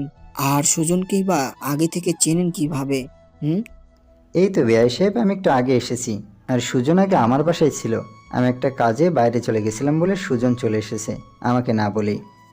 ডাক্তারের কথা শুনে রথি সাহেবের যেই না কিছু বলতে যাবে তার আগেই রাত্রি বলে ওঠে, যেটা শুনে সুজনের চোখ থেকে নিজের অজান্তেই দুফোঁটা পানি পড়ে। আর এদিকে ডাক্তার অমিত তো রাত্রির কথা শুনে যেন মনে হয় সাত আসমান থেকে সোজা জমিনে পড়ল। বাবা, তুমি তো জানো না, ওই কালাচাঁদ মনে হয় আঙ্কেলের বাড়ি থেকে আঙ্কেলের অনুপস্থিতিতে টাকা নিয়ে পগার পার হয়েছে। এখন এসেছে আমাদের বাড়ি থেকে টাকা নিয়ে পালিয়ে যেতে। রাত্রির কথা শুনে অমিত কিছু বলতে চাইলেও সুজনের জন্য কিছুই বলতে পারে না, কেননা সুজন চোখের ইশারায় মানা করেছিল ওকে কিছু বলতে। তাই ডাক্তার রাগ দেখিয়ে তার মেয়ের কাছে চলে আসে। এদিকে সুজনও কিছু বলে না। ছি মা, ছি, তুই এইভাবে ছেলেটাকে সবার সামনে অপমান করলি। আমি তো ভাবতেই পারিনি তুই এতটা নিচু মনের মানুষ হয়ে গেছিস। রাত্রির বাবা কথাটা বলেই সেখান থেকে চলে যায়। আর এদিকে সুজন রুমে এসে প্রতিদিনের মতো নেশায় মগ্ন হয়ে পড়ে, কেননা এই নেশায় ওকে রাত্রিকে ভুলে থাকতে সাহায্য করে। সুজন অনেকদিন আগেই নিজেকে নেশা জগতে ডুবিয়ে দিয়েছে, এখন চাইলেও সেই জগৎ থেকে বের হতে পারবে না। দেখতে দেখতে পার হয়ে যায় অনেকটা সময়। আর এদিকে রাত্রির বাবা সব কিছুই সবার সাথে শেয়ার করে। কিছু সময় পরে রাত্রির হাতে টাকার একটা ব্যাগ আর ডিভোর্স পেপার নিয়ে সেখানে আসে। রাত্রির হাতে টাকার ব্যাগ আর কাগজ দেখে রাত্রির বাবা ভাই তো অবাক। কি রে রাত্রি, তোর হাতে টাকা আর ওই কাগজটাই বা কিসের? আমি তো বুঝতেই পারছি না। বাবা, তুমি জানতে চেয়েছিলে না আমার চোখের দৃষ্টি ফিরিয়ে আনার জন্য কে তার সারা জীবনের কামাইয়ের টাকা খরচ করেছিল? আর ভাইয়া আমার বিয়েই বা কার সাথে দিয়েছিল? হ্যাঁ, সেটা তো আমি অনেক আগে থেকে তোর থেকে শুনতে চাচ্ছি, কিন্তু তুই তো কখনোই বলিসনি, শুধু কোনো না কোনো ভাবে এড়িয়ে গেছিস। বাবা, আজকে তোমাকে সব কিছুই বলবো। তুমি যাকে কাজের লোক হিসেবে এই বাড়িতে জায়গা দিয়েছো, ওই কালো ভূতের সাথেই ভাইয়া আমাকে বিয়ে দিয়েছিল। ও মানুষটা কালো হলেও ওর মনটা সবার থেকেই ভালো, কিন্তু কালো বলেই আমার ওকে দেখতে ইচ্ছে করে না, তাই আমি ওর সব টাকা ফিরিয়ে দিচ্ছি। আর এই যে বললে, এটা হলো আমার আর ওর ডিভোর্স পেপার। বাবা, তুমি ওকে ডেকে টাকাগুলো বুঝিয়ে দাও আর পেপারটা সাইন করিয়ে নাও। এদিকে রাত্রির কথা শুনে রচি সাহেব জেনে কিছু বলতে যাবে, ঠিক তখনই সেখানে অট্টগোল বেজে যায়, কেননা সুজন রাত্রের এমন কথা শুনে বেউ সবার মতো হয়ে যায়। আর এদিকে রুমের মাঝে হালকা অন্ধকার থাকায় একটা মেয়ের সাথে ধাক্কা খায়। আর দুঃখের কথা হলো সুজনের হাতে ওই মেয়ের গলার থেকে স্বর্ণের চেইনটা ছিঁড়ে আটকে যায়। ব্যাস, সবাই ছিনতাইকারী ভেবে সুজনকে মারতে থাকে। সবার কিল গুতা উস্তা খেয়ে সুজনের অবস্থা একদম খারাপ। সুজনের দেহটি মাটিতে পড়ে আছে, তবুও যেন সবাই মারতেই ব্যস্ত। মুখ দিয়ে অনবরত রক্ত বেরোচ্ছে। ঘটনা বুঝে বাকি সবাই সেখানে আসে। তখন সবাই সুজনকে মারা বাদ দেয় আর রাত্রি পেছন থেকে বলে, বাবা, দেখলে আমি বলেছিলাম না ও চুরি করার জন্যই এখানে এসেছে। এখন আমার কথা সত্যি হলো তো নাকি? ওর মতো লম্পট চোরকে তো এভাবেই মারা উচিত। তুই চুপ থাক। সুজনকে দেখে আমার এমন কখনোই মনে হয় না বা হবে। আমি একটা কথা কিছুতেই বিশ্বাস করতে পারছি না। সুজন সন্ধ্যা হলেই এমন করে কেন? রশি সাহেবের কথা শুনে অমিত দূর থেকে বলে ওঠে, যেটা শুনে রীতিমতো সবাই অবাক হয়েই তাকিয়ে থাকে।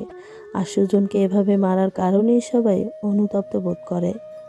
সুজন কেন এমন করে জানেন? কারণ সুজন ঠিকমতো চোখে দেখে না। ওর একটা চোখ পুরোপুরি অন্ধ, আর অন্য একটা চোখ দিয়ে ভাঙা আয়নার মতো অতি সামনের কিছু জিনিস দেখতে পায়, তাও আবার অস্পষ্ট। আর সন্ধ্যার পরে তেমন কিছুই দেখতে পায় না। রফিক, তুমি সুজনকে হাসপাতালে নিয়ে যাও তো, ওর অবস্থা খুবই খারাপ। কি বলছেন? ওর চোখ তো খারাপ ছিল না। ও তো আগে থেকেই চোখে দেখতো। তাহলে হঠাৎ ওর চোখের সমস্যা কি করে হলো, যেটা কখনোই বুঝতে পারিনি। পারবে কি করে? তুমি তো সব সময় ওকে বাইরে থেকে ওর কালো রূপটা দেখেই বিচার করেছো। কখনো ওর ভেতরে লুকিয়ে থাকা কষ্টটাকে বুঝতে চেষ্টা করেছো? করনি। যেই মানুষটা দিনের পর দিন, রাতের পর রাত তোমাকে নিয়ে ভেবেছে শুধু। আর তুমি, সি, ভাবতে অবাক লাগে। কেউ দামি জিনিস পেয়ে হারায়, আর কেউ না পেয়ে আফসোস করে। বিআই সাহেব, কিন্তু ওকে দেখে তো কখনোই অন্ধ বলে মনে হয়নি। আর আমি কখনো বুঝতেও পারিনি সুজন রাত্রির স্বামী। আপনারা তো সব সময় এই ভিতরে ভিতরে পুড়ে ছাই হয়ে যাওয়া মানুষটার সাথে শুধু অবহেলা করে গেছেন। কখনো জানতে বা বুঝতেও চাননি এই মানুষটার ভেতরে কতটা কষ্ট লুকিয়েছে। বিআই সাহেব, জানেন কাউকে কতটা ভালোবাসলে নিজের জীবন বাজি রাখা যায়? আর আপনারা কি সেই বাজি ধরা মানুষটার কথা জানতে চান? অবশ্যই। আপনি বলেন তো। ওই যে হাসপাতালের বেডে শুয়ে মৃত্যুর সাথে পাঞ্জা লড়তে গেল, ওই ছেলেটাই সে। আপনার মেয়েকে এতটাই ভালোবেসেছিল যে নিজের সুখের কথা না, বরং রাত্রির খুশিকে বড় করে দেখত। রাত্রি যেন চোখের দৃষ্টি ফিরে পেয়ে ডাক্তার হবার স্বপ্ন পূরণ করতে পারে, সেজন্য সুজন নিজের চোখ দিয়ে দেয়। সাথে তার বেঁচে থাকার শেষ সম্বল বাড়িটাও বিক্রি করে দিয়ে রাস্তায় রাস্তায় পড়ে থেকেছে।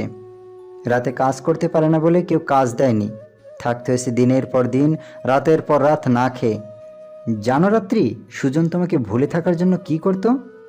সবার চোখেই যেন বৃষ্টির পানির মতো পানি। আর এদিকে রাত্রিও কান্না ভেজা কণ্ঠে বলে, ও আমাকে ভুলে থাকার জন্য কি করতো শুনি? আমি তো সব সময় ওকে হাসি খুশি থাকতেই দেখেছি। সেটাই। ও খুব কঠিন মনের মানুষ ছিল। ও সব সময় নিজেকে নেশার মাঝে ডুবিয়ে রাখত। বিশ্বাস না হয়, ও যেখানে থাকতো সেখানে গিয়ে দেখো, নেশা জাতীয় জিনিস ছাড়া কিছুই পাবে না। আমি অনেক মানা করেছি, কিন্তু একটা কথাই বলতো, আপনজন চলে গেছে, এই নেশা আমাকে কখনোই ছেড়ে যাবে না। এরাই যে আমার বেঁচে থাকার একমাত্র সঙ্গী। অমিত কথা বলতেই পারছে না, চোখ থেকে জল পড়ছে। ডাক্তারের কথা শুনে সুজনের সাথে থাকা সবাই বলে কথাটা সত্য। সুজন সন্ধ্যার পর থেকেই নেশা করা শুরু করত। সুজনের কষ্টের কথা ভেবে তারাও কিছু বলতে পারেনি। জানো রাত্রি, আমি খুব করে ওকে মানা করেছিলাম যে তোমাকে চোখের দৃষ্টি ফিরিয়ে দিলে তুমি কোনোভাবে ওর মতো কালো মানুষটাকে দেখতে পারবে না। আর জবাবে একটা কথাই বলেছিল, আর সেটা হলো, স্যার, আমি আমার খুশি কখনোই চাই না রাত্রির খুশির মাঝেই নয়, আমি নিজের খুশি খুঁজে নেব। আর রাত্রি ডাক্তার হলে আমার চোখ দৃষ্টি ফিরিয়ে দেবে, তাহলেই তো হয়ে যাবে। আমি সেদিন সুজনের কাছে হেরে গেছিলাম। আমি ভালো করে জানতাম তুমি ঠিক এমনটাই করবে ওর সাথে। তাই আমি সুজনকে একটা নষ্ট চোখ আর একটা একটু দেখা যায় এমন চোখ লাগিয়ে দিয়েছিলাম। ওর শুধু একটা ইচ্ছে ছিল, আর সেটাও হলো শুধু তোমার চাঁদ মুখটা যেন দেখতে পায়। তবে রাত্রি, তুমি আজ থেকে মুক্তি। আমার মনে হয় না সুজনের সাথে যা হয়েছে তারপরেও বেঁচে ফিরবে। কেননা যেখানে অনেক দিন আগে ওর ক্যান্সার ধরা পড়েছে, যেটা আমি জানতে পেরেছিলাম, কিন্তু ওর রিকোয়েস্টের জন্য কাউকে বলতে পারিনি। কি বলছেন? ওর ক্যান্সার? আর আমি কিছুই জানি না? এটা আমি কিভাবে করতে পারলাম? সেই জন্য মনে হয় একদিন কাঁচতে কাঁচতে ওর গলা দিয়ে রক্ত বের হচ্ছিল। এখন এসব ন্যাকা কান্না করে কোনো লাভ নেই। এখন যাও, ওর শেষ নিঃশ্বাস বেরিয়ে যাবার আগেই গিয়ে তোমার ডিভোর্স পেপারে সাইন করিয়ে আনো। রাত্রি, তোমাকে আল্লাহ কখনোই ক্ষমা করবে না, মনে রেখো। ছি রাত্রি, ছি। তুই এত খারাপ আমি কখনোই ভাবতে পারিনি। এমন একটা মানুষের সাথে এত কিছু করেছিস। আর রাহুল, তুই সবটা জেনেও আমাকে বলিসনি। আমি সাহস করিনি তোমাকে বলার সেই কথাটা, আর রাত্রি তো বলেনি দেখেই আমিও গোপন রেখেছিলাম তোমার থেকে। তোরা যে আমার সন্তান সেটা ভাবতেও আমার এখন বিবেকে বেঁধে আসতেছে। ছি, তোরা এত খারাপ। বাবা, এভাবে বলো না প্লিজ। আমি কখনোই ভাবতে পারিনি এমনটা হয়ে যাবে। আমি তো ওর কালো চামড়াকে সহ্য করতে পারিনি। এই পৃথিবীর বুকে এমন মানুষ আছে যাদের বর কালো, বউ ফর্সা, আবার বউ কালো, স্বামী ফর্সা। কই, তাদের মাঝে তো কখনো ঝামেলা হয় না।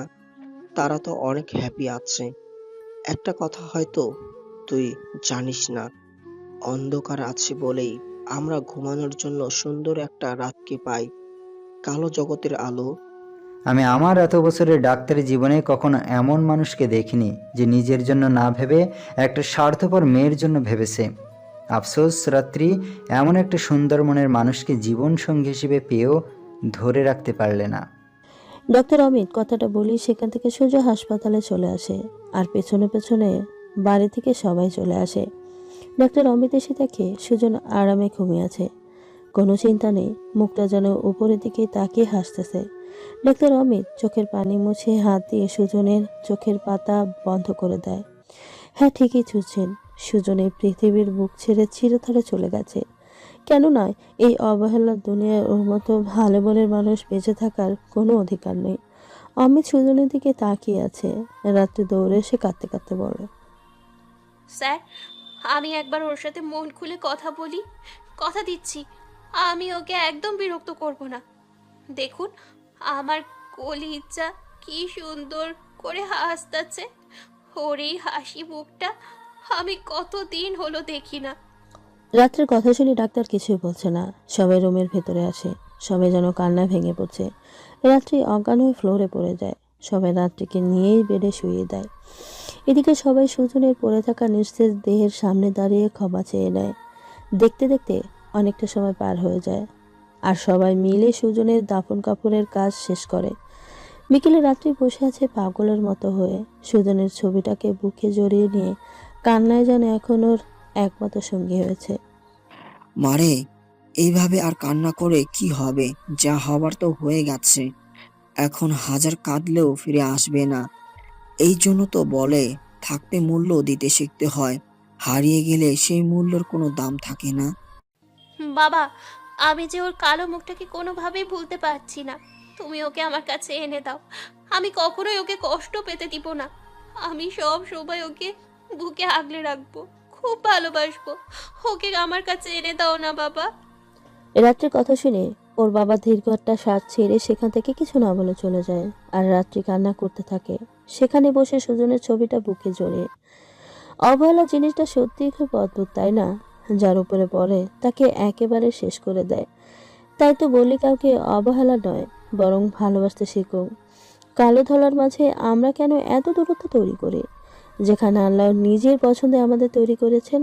তাই বলে কি, কুৎসিত মানুষকে ঘৃণা না করে মন থেকে ভালোবাসুন, তাহলে তারা অপমানিত না হয়ে খুশি মনে বাঁচার স্বপ্ন দেখবে। ভালো থাকেন সবাই, আল্লাহ হাফেজ।